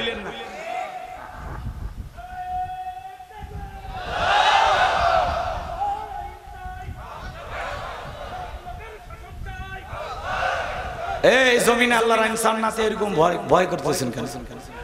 বলেন সবাই, এই জমিনে কার আইন চায়? আর একটু জোরে বলেন, কার আইন? আলাহুল খলক ওয়াল আম, সৃষ্টি যার, আইন চলবে তার। কথা বলে ঠিক কি না? আল্লাহর গোলামিতেই শান্তি, আল্লাহর বিধানেই মুক্তি। কথা বলে ঠিক কি না? আল্লাহর আইন চালু হলে এই সমাজটা জান্নাতের টুকরাই পরিণত হবে। কোন টেন্ডারবাজি, মারামারি, কাটাকাটি, হানাহানি, চুরি, ডাকাতি, ছিনতাই থাকবে। গরুর দড়ি ধরে বসে থাকা লাগবে না, গরু ছাড়িয়ে দিয়ে রাখবেন। কথা কথা, মেয়েরা মাঠে ঘাটে ঘোরাফেরা করবে, কেউ তাকাবে না। আল্লাহু আকবার বলেন। এমন সমাজ কায়েম করতে চান? তাহলে কিসের আইন লাগবে? কোরআনের আইন। জোরে বলেন, কিসের আইন? এই কোরআনটা দিয়ে দেশটা চলুক। কারা কারা আছেন হাত তোলেন তো দেখি। লিল্লাহি তাকবীর। এই কোরআনের জন্য কাজ করতে রাজি আছেন তো ইনশাআল্লাহ? ঠিক আছে, তাহলে সৎ, যোগ্য, ওই আমার ভোট আমি দেব, যাকে খুশি তাকে দেব, এটা না। আমার ভোট আমি দেব সৎ, যোগ্য, নামাজি, নেককার, আমানতদার, আল্লাহওয়ালা দেখে দেখে গুণ থাকা লাগবে। ঠিক আছে না? চোরদের দিবেন না, দরকার ভোট কেন্দ্রেই যাবেন না। আরে বাবা সেই দিন আর নাই, বসেন, এত কথা কয়। ওকে আগের মতো আছে, রাতের ভোট দিনে হবে, দিনের ভোট রাতে হবে, ও তো নাই। এইবার সঠিকভাবে নির্বাচন হবে। এইবার মনের শান্তি অনুযায়ী মার্কা বুঝা, মানুষ বুঝা সিল দেবেন। ঠিক আছে, কবুল করেন আল্লাহ। সরে বলেন আমি। রাত্রি গভীর হয়েছে জন্য বেশি পেঁচাচ্ছি না, কষ্ট পাচ্ছেন আপনারা? আমার ভাইয়েরা, এইবার ওই দেশের মন্ত্রী মারা গেল, নির্বাচন শুরু হয়ে গেল। আগে তো জনগণের মন কাইরা নিয়েছে, এইবার সমস্ত মানুষ বলে ভোট দিবা কোনখানে? কয় ফিরাউন যে মার্কা দাঁড়াতে তার মাঝখানে। এক চান্সে মিশরের মন্ত্রী হয়ে গেল। বার্ধক্য জনিত কারণে ওই দেশের বাদশা যিনি ছিল, বাদশা মারা গেল। এইবার ফিরাউন সমস্ত নেতার জনগণকে ডাইকা বলে, শোনেন, বাদশা মারা গেছে, বাদশা ছাড়া দেশ চলতে পারে না, তোমরাই বলো মিশরের বাদশা হবে কে? সমস্ত জনগণ ডেকে বলে, আপনার চাইতে ভালো মানুষ আর মিশরে কেউ নাই, আপনি আমাদের বাদশা হয়ে যান, আমাদের কারো কোনো আপত্তি নাই। এইবার জনগণের সমর্থন পাইয়া, নেতাদের সমর্থন পাইয়া বিনা ভোটে যখন বাদশা হয়ে গেল বাজান, এইবার বাদশাহীর চেয়ারে বসার পরে ফেরাউন ডেকে বলে, হামান এইদিকে আয়, আজ থেকে তুই আমার মন্ত্রী, আমরা 2 জন মিলে দেশ পরিচালনা করব। হামান মানে বোঝেন, এটা হলো টাকো হামান। কি হামান? টাকো হামান। হামানের মাথায় কোনো চুল ছিল না, সাদে মান্নায় বাম্পার লোট, পুরো মাথা ছিল ভারতের দমদম এয়ারপোর্ট। এই টাকো হামান যখন মন্ত্রী হলো, ফিরাউন যখন বাচ্চা হলো, ক্ষমতা পাইছে ঠিকই, রাতের বেলায় নেতা ঘুমাইতে গেলে চোখে আর ঘুম আসে না, আজে বাজে স্বপ্ন দেখে ঘুম থেকে লাফায় ওঠে। ঘুম কার দেওয়া নিয়ামত? গরিব আলু ভর্তা দিয়ে ভাত খায়, বউকে কোলে নিয়ে ঘুমায়, আর ধনী 4টা ঘুমের ট্যাবলেট খায়, তারপরে ঘুম আসে না। কথা কম। ঘুম কার দেয়া নিয়ামত? গরিব গেলা স্পেশাল 2টা নিয়ামত দিয়েছে, একটা হলো ঘুম আর একটা খাওয়া রুচি। এরা মনে করেন অটো মেশিনের মতো, পেটে যা দেয় সব চলে। আর ধনী রোগ দিছে আল্লাহ ডায়াবেটিস শরীর। গরুর গোস্ত কয় না খাওয়াই যাবে না, খাসি কয় ধুয়ে এক পিস, খাবারের প্লেট ফল ফুট সামনে, ধনী খায় না, চায় থাকে, খালি না না বলে, এটা কয় না খাওয়া যাবে না, এটা খালি ডায়াবেটিস বাড়বে। গরিব তাকায় বলে খাওয়া যাবে না, একবার খালি দিয়ে দেয়। কথা কন ঠিক? গরিবের কিনার টাকা নেই, খাওয়ার রুচি আছে, ধনীর কিনার টাকা আছে, খাওয়ার রুচি। কথা কন? রিক্সা চালক, ভ্যান চালক, রেল স্টেশনে যা দেখেন মাথার তলে ইট দিয়ে ঘুমাচ্ছে, আর বড় লোক 1 লাখ টাকার খাট, 52,000 টাকার চাদর, 56,000 টাকার বালিশ। কথা কন না? 16,000 টাকার কোল বালিশ। বিছানা পত্রের অভাব নাই। দামি বিছানা হলে কি ঘুম দামি হয়? এই জন্য বিছানা দামি খাটে ঘুম আসে না। ঘুম কার দেয়া নেই আমার? জি, উনি ঘুমাইতে পারে না, কারণ ওনার যে বিল্ডিং, ওনার যে বাড়ি বানাইছে, সব গরিবের উপর জুলুম করে বানাইছে। আর প্রত্যেকটা ইটের ভাঁজে ভাঁজে মানুষের রক্ত ঘাম চুষে খাওয়ার টাকা লেগে আছে। এই জন্য আর ঘুম আসে না। রাত 2টার দিকে উঠে সিসি ক্যামেরা দেখে কেউ ঢুকছে নাকি খাওয়ার জন্য, কারণ ওর শত্রু সবাই। কথা কথা। আর গরিব রাস্তা পরে থেকে ঘুম আসে, আর লুঙ্গিও কেউ খুলবে চায় না। কথা রাগ করছেন আপনারা? এটা হলো গরিবের সম্মান। রাস্তার পরে ঘুম আছে, কেউ লুঙ্গি খোলে না। একটা ধনী ঘুমাবার কইন তো 2 ঘন্টা পর খুঁজে পাওয়া যাবে, কিডন্যাপ করে নিয়ে যাবে তোর বউ, ফোন দে। কথা কন না? রাগ করছেন বুঝি? এই জন্য বাজান গো, আমার টাকা থাকলেই যে সুখ, যত টাকা বেশি তত টেনশন বেশি, সম্পদ বেশি জ্বালা বেশি। কথা কথা। যে কোনো জিনিস বেশি হইলেই জ্বালা। কথা কন? কম থাকলে ভালো, জ্বালা বেশি হইলে জ্বালা, কম থাকলে ভালো। কষ্ট পাচ্ছেন আপনারা? এবার শোনেন বাজান, রাতের বেলায় ঘুমাইতে পারে না, তার দরবারে জ্যোতিষী ছিল 400। এই 400 জ্যোতিষী লিডারের নাম হলো দবিরা। বয়স হলো 320 বছর। ডেকে বলে, দবিরা রে, কেন জানি রাতের বেলায় ঘুমাইতে পারি না, আজে বাজে স্বপ্ন দেখি, ব্যাপারটা কি বুঝতে পারি না। দবিরা বলে, নেতা একটু অপেক্ষা করেন, ভাগ্য গবেষণা করে দেখি। এইবার দবিরা ভাগ্য গবেষণা করে বলে, নেতা যদিও ছিলেন ভবঘুরে যুবক, তরমুজের ক্ষেতের লেবার, গোরস্থানের দারোয়ান, মিশরের মন্ত্রী, বর্তমান রানিং বাদশা, আঙ্গুল ফুলা কলার গাছ, কিন্তু আপনার ভবিষ্যৎ জীবন বড় অন্ধকার। আগামী 3 মাসের ভিতরে বনি ইসরাইল সম্প্রদায়ের মধ্যে মুসা নামের একটা ছেলে জন্মগ্রহণ করবে। ওই মুসার কারণে রাজত্ব পাওয়ার ক্ষমতা থাকবে না। নেতারে, এমন কি আপনার জীবন যাওয়ার সম্ভাবনাও দেখা যায়। এই কথা শোনার পরে ফিরাউনের মাথা ঠান্ডা না গরম? খালি গরম মানে কাট করা ফোরায় ছিলাম কই, আসলাম কই, না জানি ভবিষ্যতে আরো কত কিছু হয়। মানুষ জীবন দেবে তাও ক্ষমতা ছাড়বে না। দেখেন না, মরে যায় তাও মানে কামড় মেরে চেয়ার ধরে থাকে। যারা থাকে চেয়ারে তারা থাকে গিয়ারে। কথা এই চেয়ারে গেলে সে সব পাগল হয়ে যায়, মাথা ঠিক থাকে না। কথা কর। এক লোকের গরু হারাইছে। কি হারাইছে? ছেলে এসে বলতেছে, আব্বা খবর কি? কয় ভাই গরু হারাইছে। গরু খুঁজতে খুঁজতে মাথা ঠিক নাই, বাড়িতে আসছে। বউ ডেকে বলে, মুখের বাপ। কয় মা, টেনশনে আছি, বেশি কথা বলিস। লোকটার মাথা ঠিক নাই, কারণ কি হারাইছে? গরু হারাইলে ওই লোকের যেমন মাথা ঠিক থাকে না, ক্ষমতার চেয়ার হারাইলেও নেতাদের মাথা ঠিক থাকে না। এই চেয়ার একটা মজা আছে। হ্যাঁ, কৃষিমন্ত্রী দাঁত চিবাইয়া এতিম হেফাজতদেরকে হত্যা করার বর্ণনা দিয়েছিল। আজকে সেই কৃষিমন্ত্রী বলে, আমি ন্যায় বিচার চাই। একটা ন্যায় বিচার করলে তোদের কতবার ফাঁসি হবে তোরা নিজেরাও জানিস। ন্যায় বিচার, অবশ্যই ন্যায় বিচার হবে। তোমরা যতটুকু করেছো ততটুকুর শাস্তি দেওয়া হবে, বিন্দু পরিমাণে জুলুম করা হবে না। কথা ক্লিয়ার? কি সুন্দর হেঁটে যায়, কি সুন্দর। দেখেন না মাঝে মাঝে ভিডিও, চক্ষু শীতল হয়ে যায়। আলেমদের হাতে পায়ে ডান্ডা বিড়ি পরায় চোর ডাকাতের মতো তুলেছিল আদালতে। আল্লাহ দোয়া কবুল করেনি। প্রত্যেকটা মাজলুম আলেম দোয়া করেছিল। আজকে তারই ফলাফল আপনারা দেখতে পাচ্ছেন। আপনারা ভাইবেন না যে আপনারা কিছু একটা করছেন না, আপনারা একটু সহযোগিতা করেছেন, যুবকেরা কাজ করেছে আর আল্লাহ ফলাফল দিয়েছে। আল্লাহ বলে তোরা চাইলি পদত্যাগ, আমি অবস্থা এমন করব পরিস্থিতি পদত্যাগ না দেশ ত্যাগ করতে বাধ্য হবে, দেশে জায়গাও হবে না। মিলছে না কথা? কন রাগ করছেন আপনারা? করেন, কোনো সমস্যা নাই। জীবনে আর জিনাই 10 যশোরে আসবে, এত ওয়াজ করে লাভ কি? বহুত ওয়াজ করছে, এখন বাড়ি বসে থাকছে। কথা কন, এখন ছুটিতে যাবো, আর ওয়াজ করা লাগবে না, পরিবেশ এখন ঠিক আছে। লিল্লাহে তাকবীর। আমার বাবাজিরা গভীর মনোযোগ দিয়ে শুনবেন যে কথা বলতে চাচ্ছিলাম। ফিরাউনের মাথা গরম হয়ে গেছে, হামানকে ডেকে বলে, হামান রে, দবিরা সব কি বলছে? মুসা নামের একটা ছেলে আসবে, তার জন্য নাকি আমার রাজত্ব পাওয়ার ক্ষমতা থাকবে না, এটা তো মেনে নেওয়া যায় না। দবিরা যদি বলতো মুসা আসবে, খানকা বানাবে, বৈশা বসে জিকির করবে, নামাজ পড়বে, তাহলে মাথা গরম করতো না, পারলে সরকারি খরচে খানকা বানায়া দিত।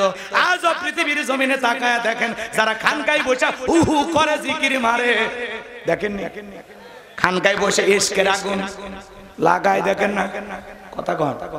গাঁজা খায়া কলকির টান মেরে ধুঁয়া ছেড়ে দেয়, এরা নাকি বাবা। এরা যদি বাবা হয় টাটকা শয়তানকে। এই জন্য বাজান গো আমার, মাজারে যারা পয়সা থাকে ওদেরকে টার্গেট করে না, কিন্তু কোরআনের হক কথা যারা বলে, আল্লাহর আইন দিয়ে যারা দেশটা পরিচালনা করতে চায়, হক কথা বলে, কোরআনের সঠিক ব্যাখ্যা দেয়, তাদেরকে টার্গেট করেই ভিতরে ঢোকানো হয়। গভীর মনোযোগ দিয়ে শুনবেন। হামান ডেকে বলে, নেতা টেনশন নাই, মাইট ইজ রাইট, জোর যার মূল্যক তার, পাওয়া রাজত্ব ক্ষমতা আমাদের হাতে, আমরা যা বলবো মিশরের জনগণ তাই মানতে বাধ্য। বলে কি করতে চাস? এইবার হামান ডেকে বলে, নেতা যত ছেলে সন্তান জন্মগ্রহণ করবে সবাইকে জবাই করে করে দুনিয়ার বুক থেকে বিদায় করে দেব, তাহলে আপনার শত্রু মুসার আগমন ঘটবে না। এই কথা শোনার পরে ফিরাউন ডেকে বলে, হামান রে, আসলেই তোর মাথায় বুদ্ধি আছে, তবে শোন, ছেলেগুলো গুলোকে জবাই করবি, মেয়েগুলোকে জবাই করবি না, কারণ ছেলেদের মধ্যে আমার শত্রু আছে, মেয়েদের মধ্যে কোনো শত্রু নাই। তার মানে চোর হলেও মানুষ ভালো, মোবাইল নিয়ে গেল, সিম কার্ড খুলে দিয়ে গেল, কথা বলেন ঠিক কিনা? এইবার বাজান গো আমার, সন্তান জবাই করা শুরু হয়ে গেল। ছেলে মুসা মাত্র কয়জন? জোরে বলে। আর এরা সন্তান হলেই জবাই করে, সন্তান হলেই জবাই করে, ছেলে সন্তান হলেই জবাই করে। এজন্য জালেমদের কাছে অপরাধ করবে একজন, আর জালেমেরা সেই অপরাধের শাস্তি পুরো জাতির উপরে চাপাইয়া দেয়। 3 মাস অতিবাহিত হয়ে গেল। দবিরাকে বলে, দবিরা এইবার গবেষণা করে দেখো আমার মুসা মরলো না বাঁচলো।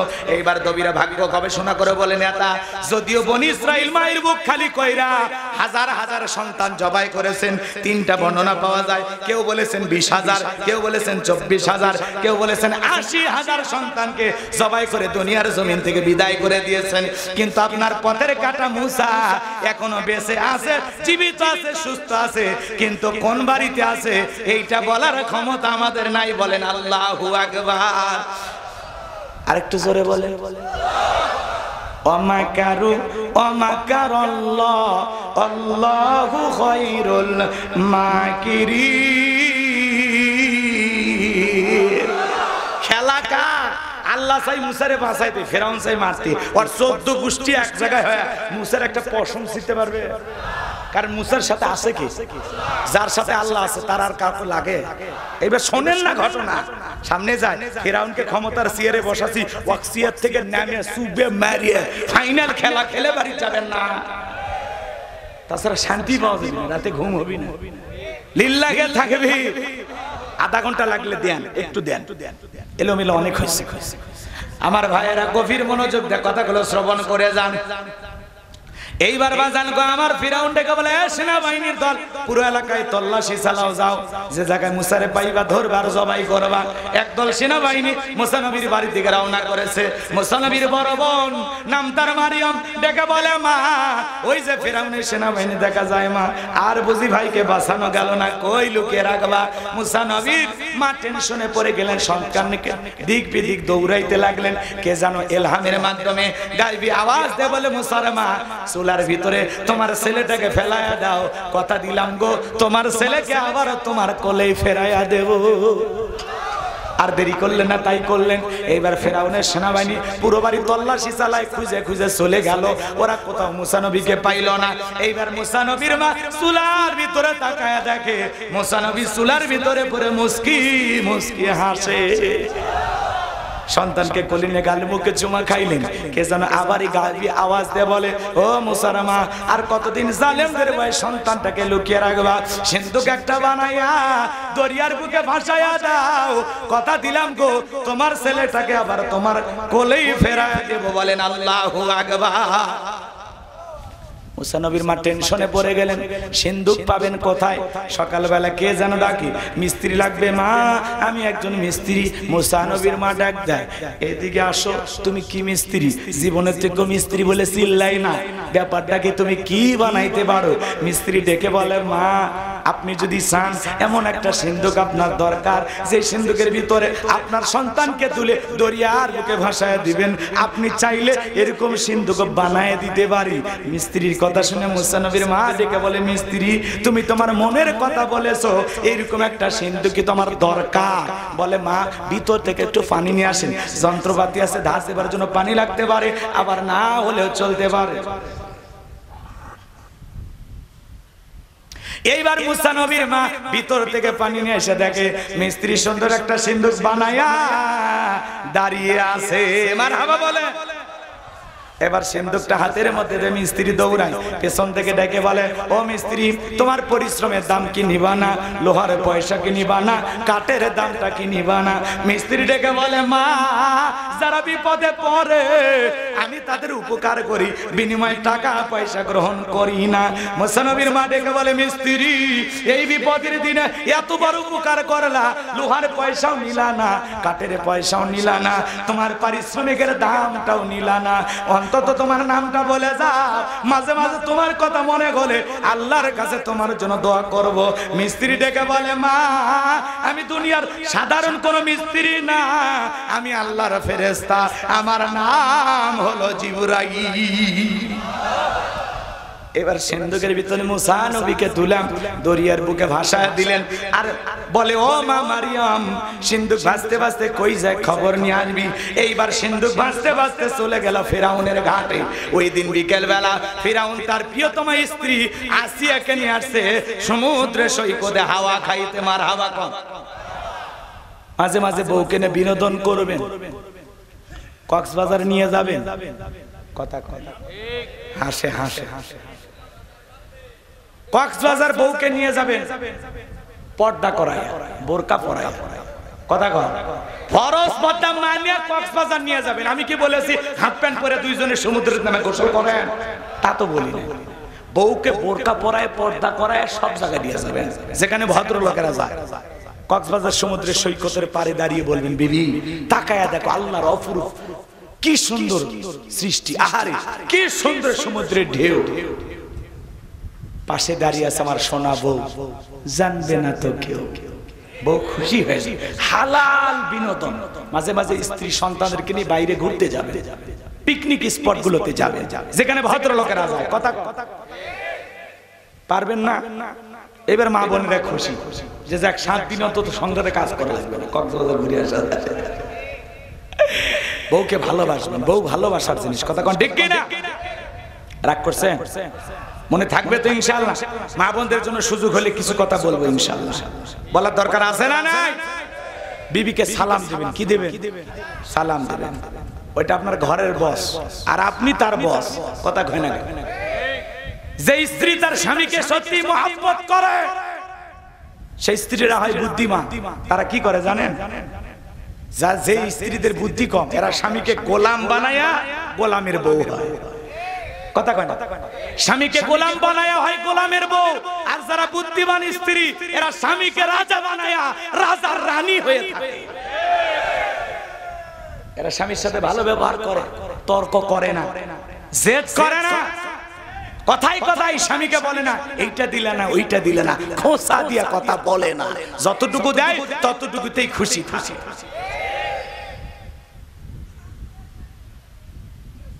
দরিদ্র পরিবার হযরত আলী, তার ঘরের বউ ফাতেমা জান্নাতি নারীদের সর্দারনি। আল্লাহু আকবার বলে। এইজন্য ভালোবাসা দামি বিল্ডিং এ থাকে না, দামি বিছানায় থাকে না, টাকায় থাকে না। অনেক গরিবের ঘর যায় দেখেন ভালোবাসা দিয়ে ভরপুর। কথা কন, এই জন্য রাগ করতেছেন? দামি শাড়ি গহনা কিনে দিলেই বিবির মন পাওয়া যায় না। মনের মতো ভালোবাসা দিলে কপালে একটা চুমা খাইলে ভালোবাসা হয়। কথা কন ঠিক কি না? না আপনারা খাইন না, রাগ করতেছেন আমার কথা। মাঝে মাঝে খুশি হয়ে স্বামী স্ত্রী এক প্লেটে খাবার খাবে, বিবির মুখে তুলে তুলে খাওয়াবে। স্ত্রীর মুখে কোন স্বামী যদি এক লোকমা খাবার তুলে খাওয়ায়, আল্লাহ রাস্তায় সদকা করলে যে সব স্বামীর আমল নামে আল্লাহ সেই সব লিখে দেয়। বউকে তুলে খাওয়াবে, আর যুবকেরা বান্ধবী তুলে খাওয়ায়। আছে না এরকম দুষ্ট পোলাপান? ওদেরকে পরে সাইজ করতেছে, রাগ করতেছেন আপনারা। বান্ধবীকে ডাব কিনে দিছে, নিজের মাকে কোনোদিন ডাব কিনে খাওয়াইলো না, আব্বারেও খাওয়াইলো না। বান্ধবী ডাব কিনে দিছে, বান্ধবী ডাবের ভিতরে পাইপ ঢুকে টানতেছে, এই ছেলে আবার ওই বান্ধবীর মুখের ভিতরে পাইপ টানতেছে, পানি পরিষ্কার করে খাইতেছে। কথা কোন ঠিক কি না? এরকম দুষ্ট পোলাপান আছে না নাই? বিয়ের আগে এই ধরনের নোংরামি যারা করে এরা সত্যিকারের মানুষ হতে পারে না, এরা অসভ্য। 14ই ফেব্রুয়ারিতে যারা পার্কে জোড়ায় জোড়ায় বসে থাকে, কথা কন, আপনাদের এলাকায় আছে কিনা? আমাদের এলাকায় কার্তিক মাস যখন আসে কুকুর জোড়ায় জোড়ায় প্রেম করে। যারা জোড়ায় জোড়ায় জোড়ায় 14ই ফেব্রুয়ারিতে ভালোবাসা দিবস পালন করে, এরা ওই কুকুরের স্বভাব পাইছে। কথা বলেন ঠিক কিনা? ওটা 14ই ফেব্রুয়ারি ভালোবাসা দিবস না, ওটা বিশ্ব বেহায়া দিবস, ওটা অশ্লীলতার দিবস, ওটা কুত্তা দিবস। কোন মুসলিম যুবক এগুলোর মধ্যে জড়াবে? কথা কন না কেন? সামনে যায় যুবকদেরকে আরো সাইজ করা লাগবে। যুবক ঠিক, পুরো দেশ ঠিক। যুবকদের রক্তের গরম আছে, ওদের রক্তটা ইসলামের জন্য দরকার আছে না নাই?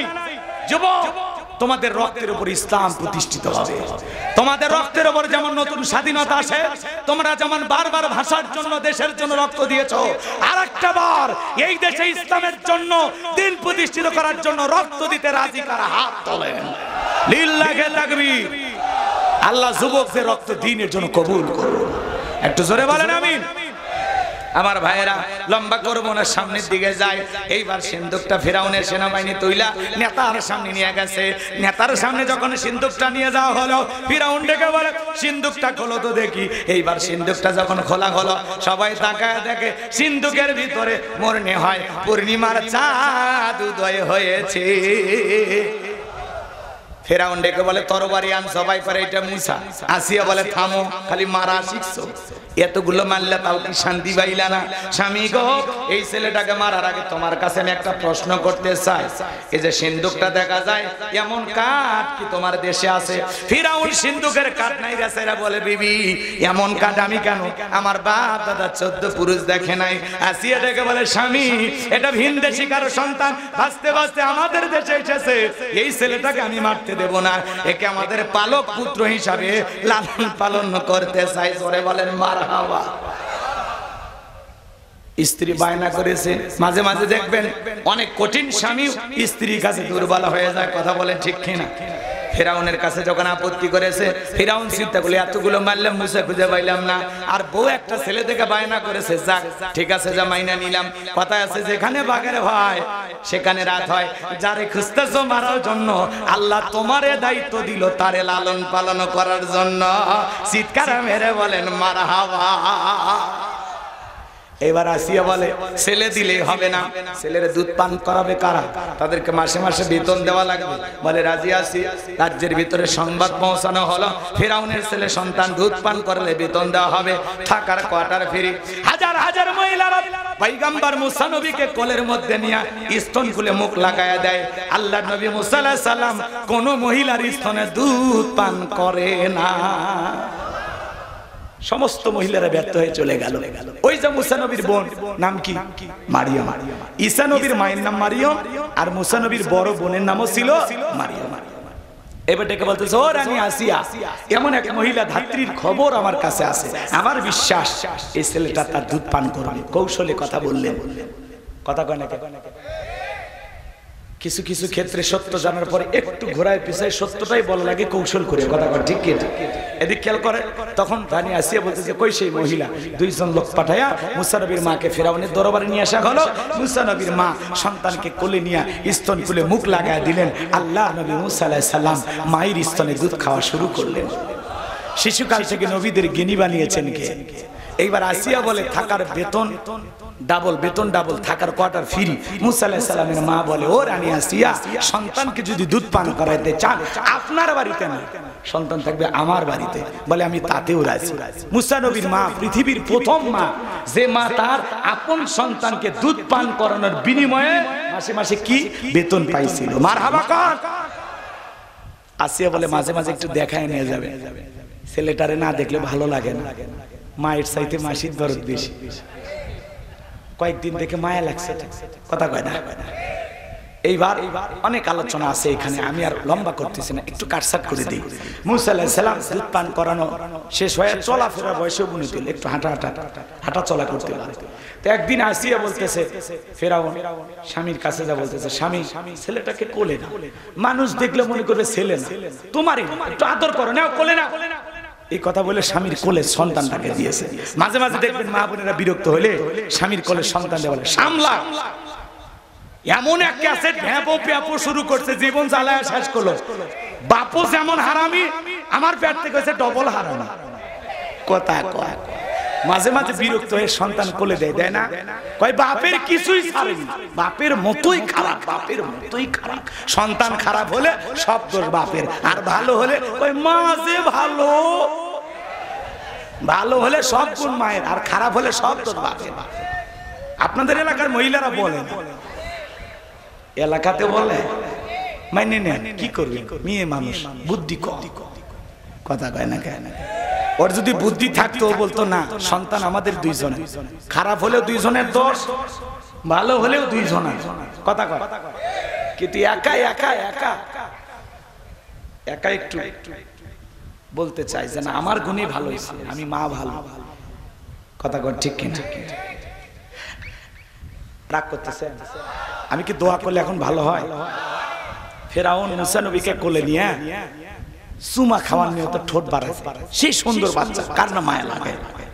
সুমা খাওয়ার নিয়তে ঠোঁট বাড়াইছে। মুসা নবী কষি হাত দিয়ে 12 মণ ওজনের একটা থাপ্পড় বসায় দিছে। এক থাপ্পড় খায় ফেরাউন চিৎকার মেরে উঠছে। আশেপাশে লোকজন দৌড়ে এসে বলে, নেতা এত জোরে চিৎকার মেরলেন, ব্যাপার কি? ছেলে যে থাপ্পড় মারছে এই কথা জনসম্মুখে প্রকাশ হলে ইজ্জত বাড়বে না কমবে? তখন বলছে আমার বাড়ি, আমি ইচ্ছা করে চিল্লাইছি, তোদের ডাকছি, যা ওদেরকে তাড়িয়ে দেওয়ার পরে আসিয়াকে বলে, আসিয়া ও আসিয়া তাড়াতাড়ি আয়, কি হয়েছে? সারের মতো চিল্লাবো না, এর চোখে মুখে যে আগুন দেখছি রে আসিয়া, এই মুসা ছাড়া কেউ না, তরবারি দে জবাই করি, পথের শত্রুতা দূর করি। আসিয়া বলে, এই ছেলে কি করছে? বলে এই ছেলে আমার গালে থাপ্পড় মারছে। আসিয়া বলে, ঢং করা জায়গা পাও না, এই ছোট মানুষ কোনোদিন গালে চড় মারতে পারে? তখন বলে, বিবি রে তোরে কেমনে বুঝাবো, গাল তো তোর ছিল না, গাল ছিল আমার। মজা কি আমি টের পাইছি, এর থাপ্পড়ের ওজন বুঝায় দেয় এই ভবিষ্যতে মুসা হবে। আল্লাহু আকবার বলে। এই জায়গায় আরো কিছু ঘটনা আছে, বলার সুযোগই নেই। মুসা নবীর বয়স হয়ে গেল 25 বছর। কয় বছর? 25 বছরের টক বগে যুবক। দেখতেছেন কিপ্তি আর বনি ইসরাইলের মধ্যে লাগছে ঝগড়া। কিপ্তি কারা? ফিরাউনের লোক যারা। বনি ইসরাইল কারা? মুসা নবীর অনুসারী যারা। কথা বোঝা যায়? শোনেন, কিপ্তিকে যা বলছে সব জায়গায় নেতার গরম দেখাস, দেখেন না কিছু হাইব্রিড নেতা, পাতি নেতা, সাথী নেতা এলাকায় কি হাইব্রিড পরিচয়। এ ভাই এত গরম দেখাবে না। আল্লাহ যদি 3 বার বমি দেয়, পিছনে দরজা একবার ঢিল করে দেয়, দাঁড়ায় থাকতে পারবেন না, হাসপাতালের বেডে শুয়ে কাতরা লাগবে।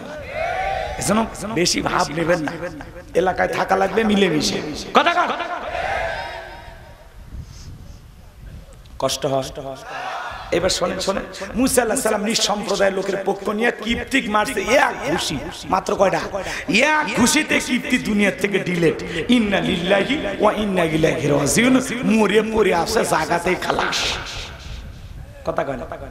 এইবার যখন কিপ্তিকে হত্যা করলেন আল্লাহর নবী মুসা আলাইহিস সালাম, ফিরাউনের দরবারে হয়ে গেল মার্ডারের মামলা। আল্লাহ ডেকে বলে ও নবী মুসা আর থাকা যাবে না, মাদাইনের দিকে রওনা করো। আল্লাহর পয়গাম্বর তখন মিশর ছেড়ে আল্লাহ পাকের ওয়ার্ডার পাইয়া মাদাইনে চলে গেলেন। পানি খাওয়ানোর ঘটনা আপনারা জানেন। ওইখানে শুআয়ব আলাইহিস সালামের দুইজন মেয়ের সাথে পরিচয় হওয়ার কারণে তার বাড়িতে চলে গেলেন। দুইটা মেয়ে যায় বলে বাবা আমাদের বাড়িতে একটা কাজের মানুষ দরকার, এই ছেলেটার দেখে অনেক শক্তি আছে বাবা, আর এই ছেলেটা এতটাই ভদ্র, আমরা দুইটা বোন কয়েকটা ঘন্টা সময় কাটায়া দিলাম, একবারের জন্য আমাদের দুই বোনের চেহারার দিকে তাকায় নাই। চিৎকার মেরে বলুন আল্লাহু আকবার। নবীরা লাজুক না হয়ে পারে। আরে যুবক তুমি আমি রাস্তা দিয়ে কালো মহিলা যাক আর ফর্সা যাক, বুড়ি যাক আর যুবতী যাক, একবার তাকাই, কথা কয় না গান। আমাদের চোখের মধ্যে ভেজাল আছে। কি আছে? জোরে কোন কি আছে? সামনে যাই যুবকদের উদ্দেশ্যে কিছু বলতে চাই। আমার ভাইরা এইবার আল্লাহ নবী শুআয়ব আলাইহিস সালাম রাজি হয়ে গেলেন। আল্লাহ নবী মুসা আলাইহিস সালামকে তার বাড়িতে রাখাল হিসেবে রাখলেন। বড় মেয়ে সফুরার সাথে বিবাহের ব্যবস্থা করে দিলেন। 8 থেকে 10 বছর শ্বশুর বাড়িতে থাকলেন ঘর জামাই। এলাকায় যদি ঘর জামাই থাকে খবরদার বেয়াদবি করবেন না। যে থাকবে ঘর জামাই বুঝবেন নবী মুসা আলাইহিস সালামের সুন্নাত আমল করতেছে। আছে দুই একজন আছে এলাকা থাকলে ভালো। এইবার আল্লাহ ডেকে বলে ও নবী মুসা আর কতদিন শ্বশুর বাড়ি মধুর হাড়ি, এইবার গাট্টি গুট্টি গোছাও, স্ত্রীকে সঙ্গে নাও, আবারও মিশরের দিকে রওনা করো। আল্লাহর পয়গম্বর মুসা আলাইহিস সালাম আল্লাহর ওয়াদার পায়া স্ত্রীকে সঙ্গে নিয়া শ্বশুরের দেওয়া লাঠি নিয়া যখন তুর পর্বতে আসলেন, এখানেও কিছু ঘটনা আছে বলার সময় নাই। আল্লাহ পাক তখন তুর পর্বতে মুসা আলাইহিস সালামকে নবুয়ত দান করলেন।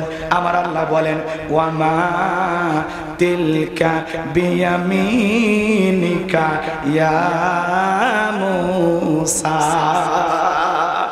আল্লাহ বলে মুসা রে তোমার ডান হাতে ওইটা কি? মুসা নবী জবাব দিয়া বলেন ক্বালা হিয়া আসায়া আতাওয়াক্কালু আলাইহা ওয়া আহুশু বিহা আলা গনামি ওয়া লিয়া ফিহা মাআরিব উখরা। দেখা বলেন আল্লাহ আমার হাতে এইটা লাঠি, এইটার উপর ভর দিয়া চলি, ছাগলের জন্য পাতা বাড়ি, ইত্যাদি ইত্যাদি অনেক অনেক কাজ করি। আল্লাহ দেখে বলে নবী মুসা প্রশ্ন করলাম একটা, জবাব দাও যে একটা। মুসা নবী কথা বলে কার সাথে? আল্লাহর সাথে কথা বলতে মজা আছে না নাই? হে যুবক, দুনিয়ার একটা মেয়ে যদি ভুল করে রং নাম্বারে মিস কল দেয়, 17টা সিম কার্ড পরিবর্তন করে হলো মেয়েটারে কল দেয়, মেয়েটা ডেকে বলে ভাইয়া সরি ভুল করে আপনার নাম্বারে কল দিয়েছি। তখন বলে না সরি বলে লাভ হবে না, নিভানো আগুন কেন জ্বালাইলি, এখন ভালোবাসা দিবি কি না বল। একটা মহিলার কণ্ঠ পাইলে আমরা পাগল হয়ে যাই। কথা রাত 3:30টার দিকে এক মহিলা কুড়িগ্রাম থেকে আমাকে ফোন দিয়া বলে হ্যালো তুমি কে সোহেল? আমি তখন বললাম না আমি একটা হুজুর মানুষ। কয় ঢং করো না, রাত চলে গেলে আফসোস করবা। ও কি তাহাজ্জুদ পড়ার জন্য ডাকতেছে? কথা কন না। এই যে যুব সমাজ সারা রাত ইমো মেসেঞ্জারে চ্যাটিং করে, সারা রাত ইউটিউব ইন্টারনেট ঘাটাঘাটি করে, নামাজের কথা মনে নাই, তাহাজ্জুদ পড়ে না, সারা রাত ইমো মেসেঞ্জারে চ্যাটিং করে ফজরের আজান হয় যখন ওই হাইব্রিড যুবক ঘুমাইতে যায় তখন এই ঘুম ভাঙলে সকাল, না ভাঙলে পরকাল। মোবাইলের ওজন কম, কিন্তু এই মোবাইলে তারা পাপের ওজন কম না বেশি? এই মোবাইল যুব সমাজ নষ্ট করল। কথা কন না কেন? আপনাদের এলাকার ছেলেরা অবশ্য মোবাইল ব্যবহার করে না, এরা পবিত্র যুগ। মোবাইল আছে না নাই? দেশে মোবাইল আইছে, চিঠি বন্ধ হইয়াছে, দিওয়ানা বানাইছে, পোলা মায়ের মনের কথা হাসে বাতাসে। বলবো যুবক বলবো? তাহলে জোরে একটা তাকবীর দাও, লিল্লাহি তাকবীর। দেশে মোবাইল আইছে, চিঠি বন্ধ হইয়াছে, দিওয়ানা বানাইছে, পোলা মায়ের মনের কথা ভাসে বাতাসে। ও দেখো পোলা পানের মন বাদা ফেসবুকে এখন, ও দেখো পোলা পানের মন বাদা ফেসবুকে এখন, মোবাইলে চ্যাটিং কইরা কাটায় সারাক্ষণ। এই মোবাইল পাইয়া দেখো মদনের মাইয়া, এই মোবাইল পাইয়া দেখো মদনের মাইয়া কি কাণ্ড ঘটাইছে, স্বামী সংসার রাইখা নাকি পলাইয়া গেছে, সে যে স্বামী সংসার রাইখা নাকি পালাইয়া গেছে। দেশে মোবাইল আইছে চিঠি বন্ধ হইয়াছে, দিওয়ানা বানাইছে, পোলা মাইয়ার মনের কথা ভাসে বাতাসে। ও দেশে টিকটক আসিয়া সব গেল ভাসিয়া। কথা কর হুজুর টিকটক কর, কথা কর। অনেকের বউ রান্না করে, রান্না করতেছে নুডলস, কয় হ্যালো বন্ধুরা কিভাবে নুডলস রান্না করে দেখেন একটু। কথা কর মনে সব প্লেট পিটাইলেও জীবনের মনের জ্বালা মিটবে না। এ আসে না না পিচ্চি পিচ্চি বাচ্চা একটা গান লাগায় এরকম মাথার চুল টিকটক করতেছে। কথা কয় না, দেখলেন এক টিকটকে এক পিচ্চির যাইতে নদী আইতে খাল মগ বাড়ি বরিশাল, টিকটকে ভাইরাল। এক পিচ্চি কয়েকদিন আগে বললো আমাদের জাতীয় মাছ পাঙ্গাস ভাইরাল। কথা কন এই যে দুনিয়াতে আমরা আমোদ প্রমোদে ব্যস্ত। কথা কন ওই ছেলের মুডটা দেখছেন, একজন পাঞ্জাবির কলার ধরছে, আমি ভিডিওটা দেখছি, আপনারা দেখছেন কিনা? ওই ছেলে কলার ধরছে, ওই সেই মোশন কই যাইতে নদী আইতে খাল মগ বাড়ি বরিশাল। এই রে মোশন পিচ্চি পিচ্চি বাচ্চারা টিকটক করে। কথা কথা রাগ করতেছেন আপনারা? ওরা টিকটক করে, আপনাদের এলাকার ছেলেরা ভালো রাগ করতেছেন। ও দেশে টিকটক আসিয়া সব গেল ভাসিয়া, সিদ্দিক সোরা নায়ক হইছে আইডি খুলিয়া।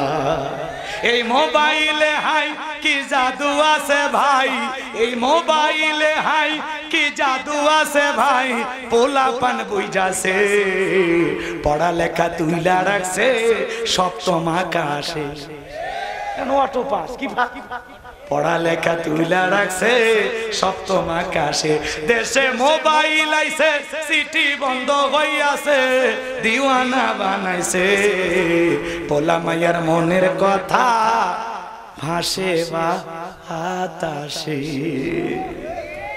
এসএমএস দিয়ে কয় বাতাসে প্রেম পুরিয়ে দিয়া। পুরে শয়তান আছে না না? এদের লাজ নাই, লজ্জা নাই, শরম নাই, বেহায়া। 20 বছর বয়স হয়নি, বাড়িতে এসে বলে আব্বা আমি উত্তর পাড়া লাকিকে কথা দিয়েছি, রাজি থাকলে 1 সাপুর না হলে 2 সাপুর। পিতা মাতা রাজি হয় না, পালিয়ে যা বিয়ে করে। আসে না নাই? 3 মাস পরে ওর ভালোবাসা জানলা ভেঙে পালাইছে, আর সুখ নাই, শান্তি। কারণ পিতা মাতার দোয়া আছে যেখানে, কল্যাণ আছে যেখানে, মুরব্বীদের দোয়া আছে যেখানে, বরকত আছে সেখানে। মাতা পিতার অবাধ্য হয়ে বিয়ে করবা, জীবনে সুখ পাইবা না। বিশ্ব সুন্দরী ঘরে অনেক লাভ হবে না রে পাগল। মা বাপের দোয়া লাগবে, দোয়া। একটু চামড়া ফর্সা দেখে পাগল হয়ে গেছে। যার চামড়া যত সাদা তার মধ্যে তত ভেজাল, বুঝিস না রে পাগলা। কালো নারীর গুণ আছে। কথা কথা কালো নারীর কি আছে?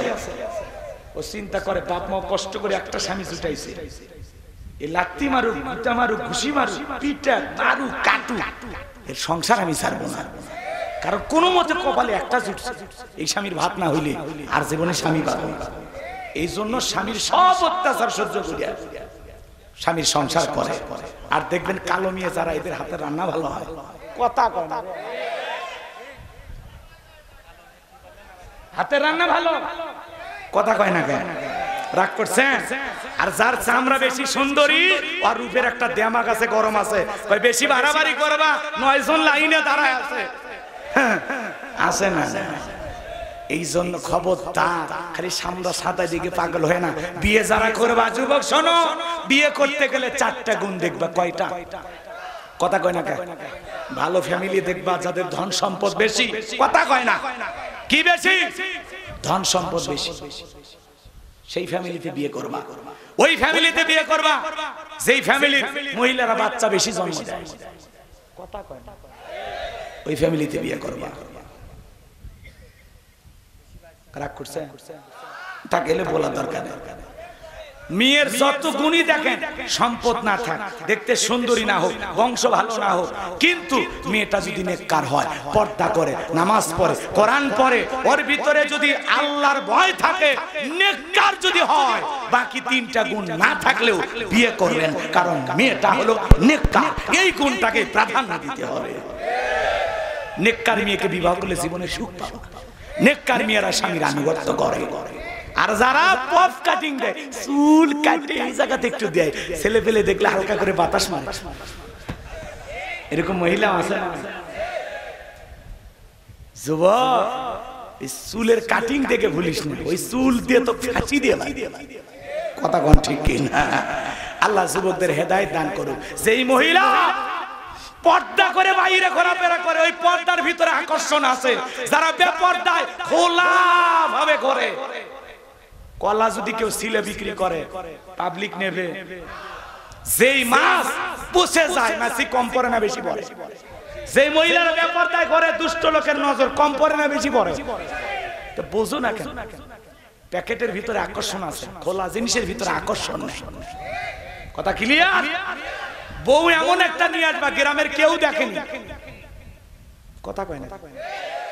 আবার বউকে নিয়ে ওই একটা ভাঙ্গা প্লেট আর সামান্য একটু দুই চারটা গিফট পাওয়ার আসে, বউ সাজে, ওটি পাবলিসিটি করিস, কথা কয় না। আপনাদের এলাকায় বউ ভাত হয়, মানুষকে খাওয়ান, খাওয়াই তো আপত্তি নাই, কিন্তু ওইভাবে সাজে গুজে বিউটি পার্লার সাজ দিয়ে কেন বউ রে সিয়ারে বসে? এই বউয়ের দাম কি এতই কম ভাঙ্গা একটা প্লেট নেওয়ার জন্য বসে আছে? নারীর মর্যাদা দিতে শিখুন। এটা বাজারের পণ্য না যে চেয়ারে বসায় দিলেন পান বিক্রি করার জন্য। গ্রামের সব মুরব্বীরা যুবকেরা আসবে আর বলে, ভাবি একটা পান দেন। ভাবি দেখতে তো মাশাআল্লাহ, একটা সেলফি, ভাবি ক্লিক ক্লিক ক্লিক। এই বেহায়াগনি ছাড়েন। আপনাদের এলাকা অবশ্য এরকম হয় না, না এলাকায় বিয়ের এগুলো হয় না, আমি জানি। এদিকে বউকে বোরকা পরে পরান, বোরকা পরা, বোরকা পরাবেন, আল্লাহ কবুল করেন। জোরে বলেন আমি।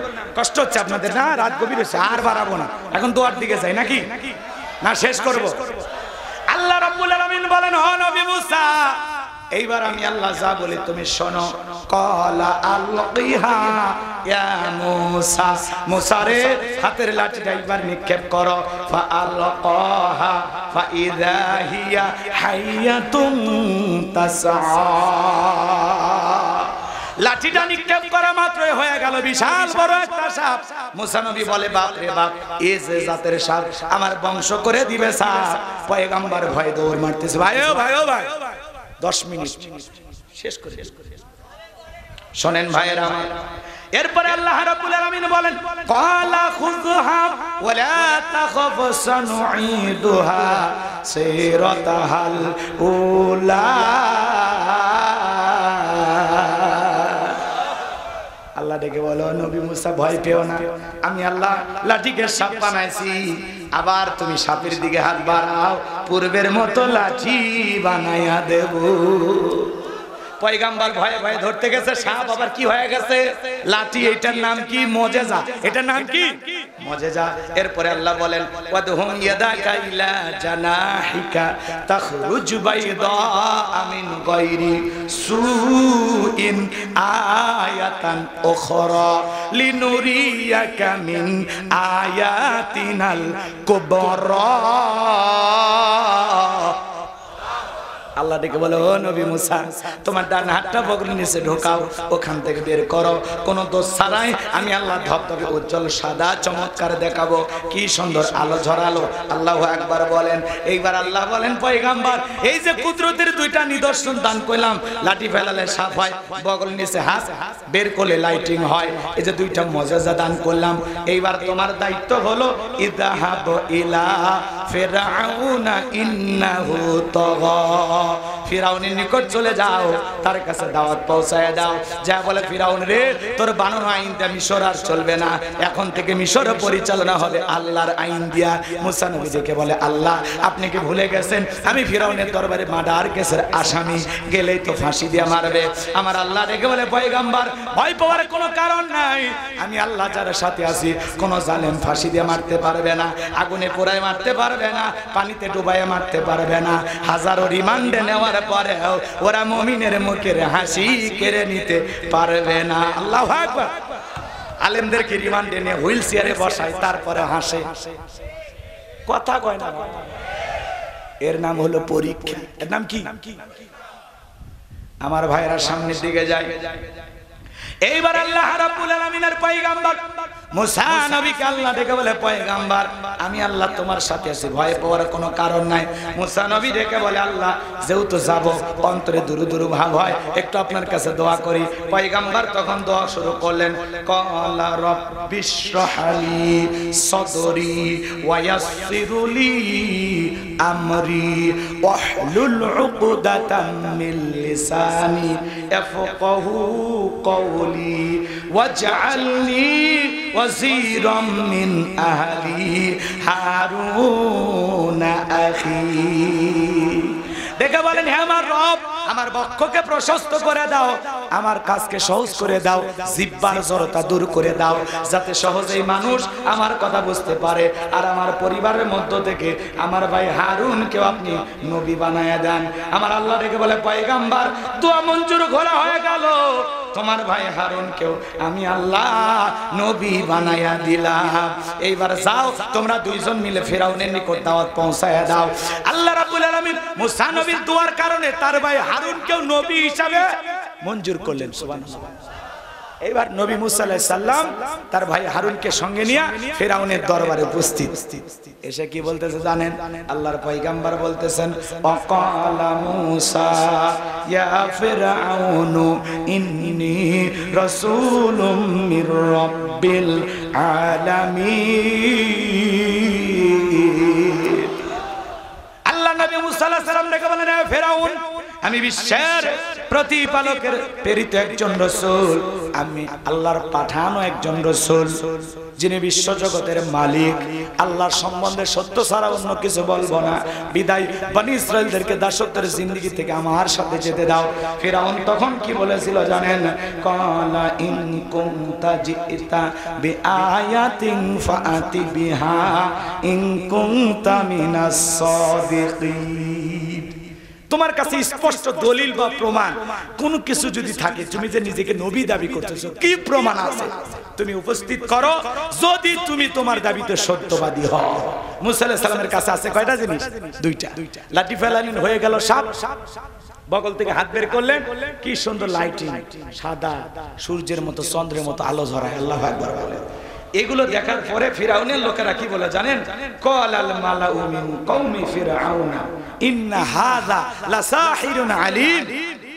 ফিরাউনের সমস্ত লোকেরা বলল এই ছেলেটা হলো মস্ত বড় জাদুকর, নবী দেখায় মুজিজা, ওরা বলে জাদু। কারণ ওই দেশে জাদুর ব্যাপক প্রচারণ ছিল। কথা কি বুঝাইতে পারলাম? এইবার তারা চিন্তা ভাবনায় পড়ে গেল। ফিরাউন তখন বলতেছে এই ছেলের মতিগতি ভালো না, এই ছেলে আমাদেরকে ভয় ভীতি দেখায় ক্ষমতার চেয়ার দখল করতে চায়, দেশ থেকে তাড়িয়ে দিতে চায়, তোমরা বলো কি করতে চাও? ফিরাউনের এমপি মন্ত্রী যারা বলতেছে ক্ষমতার চেয়ার সহজে ছাড়া যাবে না, যত লাশ পরে পড়ুক, কথা কয় না। স্যার দেখেন স্যার, এইটারে মারি, একটারে মারি সারা, একটাই মারা যায় স্যার, বাকিটা নড়ে না স্যার, আর কত গুলি করবো স্যার? এরপরে স্বরাষ্ট্রমন্ত্রীর অন্তরে মায়া হয় না, বলে আরো গুলি করো। এ কথা চিন্তা করা যায়? ভিডিও দেখাচ্ছে স্যার একটাকে গুলি মারি স্যার, একটাই মরে স্যার, বাকিটা লড়ে না স্যার, বাকিটা যায় না স্যার। আমরা তো টেনশনে আছি স্যার, কি করবো স্যার? হেলিকপ্টার দিয়ে সারে গুলি আর বলে পানি দিছি। কি মিথ্যা, কি মিথ্যা! সাদে শিশু খেলতে গেছে, মারা গেল কিভাবে? ওই গুলি আসলো কোথা থেকে? আসমান থেকে আল্লাহ ফেলাইছে। নাউজুবিল্লাহ। ক্ষমতার দাম্ভিকতায় ক্ষমতার লোভে মানুষ কতটা পাষণ্ড হতে পারে আর কতটা বর্বর হতে পারে ওদেরকে না দেখলে বিশ্বাস হতো না। এই স্বরাষ্ট্রমন্ত্রী আসাদুজ্জামান খান, যার দৈনিক হাদিয়া কারওয়ান বাজার থেকে চাঁদা উঠত 2.5 কোটি টাকা প্রতিদিন। এগুলো বললে অনেকে কয় হুজুর ওয়াজের মধ্যে এগুলো কেন? তোমারে কি বুঝাবো? বাস্তবতা শিখান লাগবে না? যে হুজুর সমাজের বাস্তবতা তুলে ধরে না, ও হুজুরের ওয়াজ শুনে কোনো লাভ হবে না। এর আগে তো বলছে হয় আসমানের ওয়াজ করবেন, না হয় মাটির নিচের ওয়াজ করবেন, মাঝখানে যাওয়াই করা যাবে না। এখন সুযোগ আসছে, এখন সুযোগ আসছে, তুফান তুলে ফেলে দেওয়া লাগবে। কথা বলা আর কত ভয় দেখা, মরে যাবো একদিন, কণ্ঠটা থেকে যাবে। হক কথা বলা লাগবে, কথা কোন ঠিক কিনা? যত দোষ নন্দ ঘোষ, সত্যটা বললে দোষ, করলে অন্যায়ের প্রতিবাদ, নামটা হবে তোমার মৌলবাদ, নামটা হবে তোমার জঙ্গিবাদ। আমার ভাইয়েরা হৃদয়ের কান পেতে কথাগুলো শুনে যান। আল্লাহর নবী মুসা আলাইহিস সালামের বিরুদ্ধে তারা কি করলো জানেন? ওরা বলে ওই ছেলেও জাদু দেখাছে, আমাদের দেশে জাদুঘরের অভাব নাই। তখন তারা কি করলো জানেন? ইয়াতু বিকুল্লি সাহিরিন আলিম, শহর বন্দর থেকে দক্ষ দক্ষ জাদুঘর ফিরাউনের দরবারে উপস্থিত করলো। ওরা বুঝলো জাদুর মোকাবেলা জাদু দিয়েই হবে। এটা হলো সেমিফাইনাল, এরপরে ফাইনাল খেলায় আসতেছি। আল্লাহু আকবার বলেন। এইবার সমস্ত জাদুঘর ফিরাউনের নিকট এসে বলে, নেতা আপনার শত্রু মুসাকে যদি আমরা খেলার মাঠে পরাজিত করতে পারি, জাদু দেখায় পরাজিত করতে পারি, আপনি আমাদেরকে কি পুরস্কার দিবেন? ফিরাউন তখন বলে, ক্বালা নাআম ওয়া ইন্নাকুম লামিনাল মুকাররাবিন, তোমাদের পুরস্কার হলো তোমরা সবাই আমার নিকটতম ব্যক্তি হইবা, এই দরবার হবে তোমাদের বসবাসের জায়গা। যারা রাস্তাঘাটে জাদুর খেলা দেখায়, এরা যদি রাজপ্রাসাদে জায়গা পায় আর কিছু লাগে? নেতা যদি বলে তুমি আমার লোক, আর কিছু লাগে? তাহলে ওই নেতার কথায় আটকে দিন করা যায়, দাড়ি টুপিওয়ালাকে ফাঁসির দড়িতে ঝুলানো যায়, নিরপরাধ মানুষকে মিথ্যা মামলা দেওয়া যায়। কথা বলেন না কেন? কারণ কার লোক? নেতা। নেতার ছায়া যদি কারো মাথার উপর থাকে, ও কি যে করে ও নিজেও জানে। কথাকে বোঝা গেল? যে নেতা আপনাকে পিস্তল দেয়, মদ খাওয়াইতে দেয়, হোটেলে নাড়ি দেয়, টেন্ডারবাজি চাঁদাবাজি শেখায়, ওই নেতাও জাহান্নামে যাবে, আপনাকেও নিয়ে যাবে। কথাকে বোঝা গেল? সামনের দিকে যাই, শেষের দিকে এসে গেছি বাজান, আর আপনাদেরকে কষ্ট দেব না। এইবার জাদুর ময়দানে শত শত মানুষ খেলা দেখার জন্য হাজার হাজার মানুষ ভিড় জমাইছে। এই দিকে সমস্ত ফিরাউনের জাদুকরেরা, আর এই দিকে মুসা এবং তার ভাই হারুন দাঁড়ায় আছে। জাদুকরে ডেকে বলে, ও নবী মুসা, জাদুর বান তন্ত্র মন্ত্র আগে আমরাই নিক্ষেপ করব না তুমি। মুসা আলাইহিস সালাম ডেকে বলে, ওস্তাদের মাস শেষ রাতে মারা ভাগো, আগে তোমরাই দেখা। তখন তারা কি করলো? সত্যি সত্যি জাদুর বান নিক্ষেপ করলো। বাঘ বানাইছে, ভাল্লুক বানাইছে, রশি বানাইছে, মানুষের চোখে মুখে পর্যন্ত জাদুর বান নিক্ষেপ করতে। এরা জাদুর তন্ত্র মন্ত্র, জাদুর বান নিক্ষেপ করতে করতে এদের চালান পাতি শেষ, আর নাই তবিলি নেই, তবিল শেষ। মুসা আলাইহিস সালামকে তখন ডেকে বলে, ও নবী মুসা, এইবার তুমি তোমার জাদুর খেলা দেখাও, আমাদের গুলো দেখানো শেষ। আল্লাহ তাআলা তখন কি বলছে জানেন? ওয়া আওহাইনা ইলা মূসা আন আলকি আসাকা ফাইযা হিয়া তালকাফু মা ইয়াফিকুন। আল্লাহ বললেন, আমি ওহীর মাধ্যমে বললাম, ও নবী মুসা, তোমার হাতের লাঠিটা শুধুমাত্র ফেলে দাও। মুসা আলাইহিস সালাম লাঠি ফেলাইলেন, হয়ে গেল বিশাল সাপ। যেই সাপের ঠোঁট নিচুতে, ওপরের ঠোঁটটা 80 ফিট উঁচুতে, বিশাল হা কইরা সমস্ত জাদুর বান এক নিঃশ্বাসে খাইয়া ফিরাউনকে ডেকে বলে, হে ফিরাউন, আরো আছে। ফিরাউন এই দৃশ্য দেখে পিছনে রাস্তা দিয়ে গরম হাওয়া বের হয়ে গেছে, আর সমস্ত জাদুকারে বুঝতে পেরেছে মুসা আলাইহিস সালাম যেটা দেখালো এটা জাদু না, এটা জাদুর দাদু। কথা কয় না ভাই? ডাক্তার ডাক্তার চেনে, বক্তা বক্তা চেনে, আলেম আলেম চেনে, শিক্ষক শিক্ষক চেনে। কথা কয় না? নেতা নেতা চেনে, চোর চোর চেনে, দালাল দালাল চেনে, স্বর্ণকার আর এক স্বর্ণ ব্যবসায়ীকে চেনে। যাই যে কাজের কাজই দেখেই বলে, আমিও যা তুমিও তাই। জাদু করে বুঝতে পেরেছে মুসা আলাইহিস সালাম যেটা দেখেছে এটা জাদু হতে পারে না, নিঃসন্দেহে যে আল্লাহর কথা বলে এটা সে আল্লাহর কুদরতি শক্তি। আল্লাহু আকবার বলেন। তখন তারা কি করলো? ওয়া উলকিয়াস সাহারাতু সাজিদিন, সিজদায় মাথা নত করলো। ক্বালু আমান্না বিরাব্বিল আলামিন রব্বি মুসা ওয়া হারুন, আমরা ঈমান আনলাম বিশ্বের রবের প্রতি যিনি মুসা এবং হারুনের প্রতিপালক। তারা মুসলমান হয়ে গেল, বলেন আল্লাহু আকবার। তারা ঈমান গ্রহণ করার সাথে সাথে ফিরাউন দিল হুমকি, বলে হাত পা কেটে নেব, শুলিতে চড়াবো, ফাঁসি দিয়ে মারবো।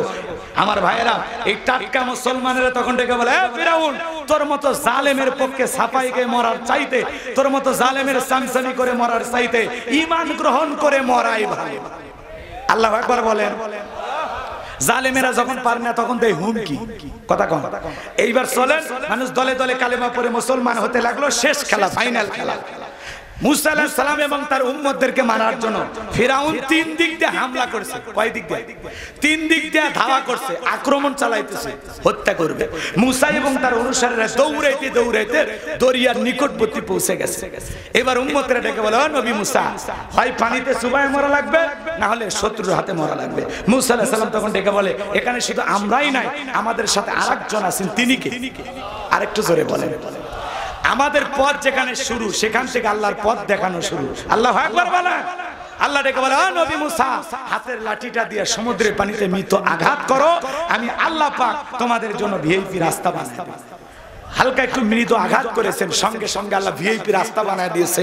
আল্লাহ ওয়াদা দিলেন, ও নবী মুসা, তুমি তোমার অনুসারীদেরকে নিয়ে বিশাল দরিয়া নিরাপদে পার হয়ে যাও, কারো পা পর্যন্ত ভিজবে না। সুবহানাল্লাহ। এইবার ফিরাউন তার সাঙ্গ পাঙ্গ নিয়ে আসা দরিয়ার নিকটবর্তী দেখে তাকায়া বিশাল বড় ভিআইপি রোড, ও মনে করছে ওর বাপ দাদা বানায় গেছে। দেখে বলে, সেনাবাহিনী সবাই ওঠো, এই রাস্তা দিয়ে ওরা পার হয়ে গেছে। এইবার সবাই মিলে যখন আমার ভাইয়েরা ওই রাস্তায় উঠে দরিয়ার মধ্যবর্তী স্থানে চলে গেছে, আমার আল্লাহ তখন ডেকে বলে, পানি রে, তুই তোর খেলা দেখা। সমুদ্রের বুকে উথাল পাতাল ঢের সৃষ্টি হয়ে গেল। সমস্ত ঢের সমুদ্রের পানি খায়া ফিরাউনের সেলাসা মুন্ডা যা ছিল সমুদ্রের পানি খায়া সব মরিয়া শেষ, বেঁচে আছে শুধু বড়রা।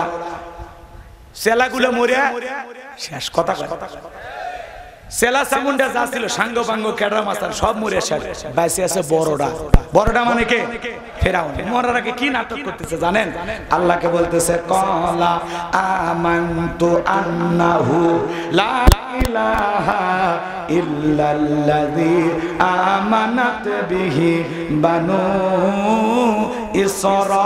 ইসরাঈলা ওয়া আনা মিনাল মুসলিমিন। ফিরাউন বলতেছে, আমি ঈমান আনলাম বিশ্বের রবের প্রতি, তিনি ছাড়া কোনো মাবুদ নাই। এবং ডেকে বলতেছেন, বনি ইসরায়েল যে আল্লাহর প্রতি ঈমান এনেছে, আমিও সে আল্লাহর প্রতি ঈমান আনলাম। ওয়া আনা মিনাল মুসলিমিন, আল্লাহ আমি মুসলমান হয়ে গেছি। আর সুবাইও না, আর পানি খাওয়ায় না। আল্লাহ তখন বলতেছে, এই সময় মুসলমান হতে চায়?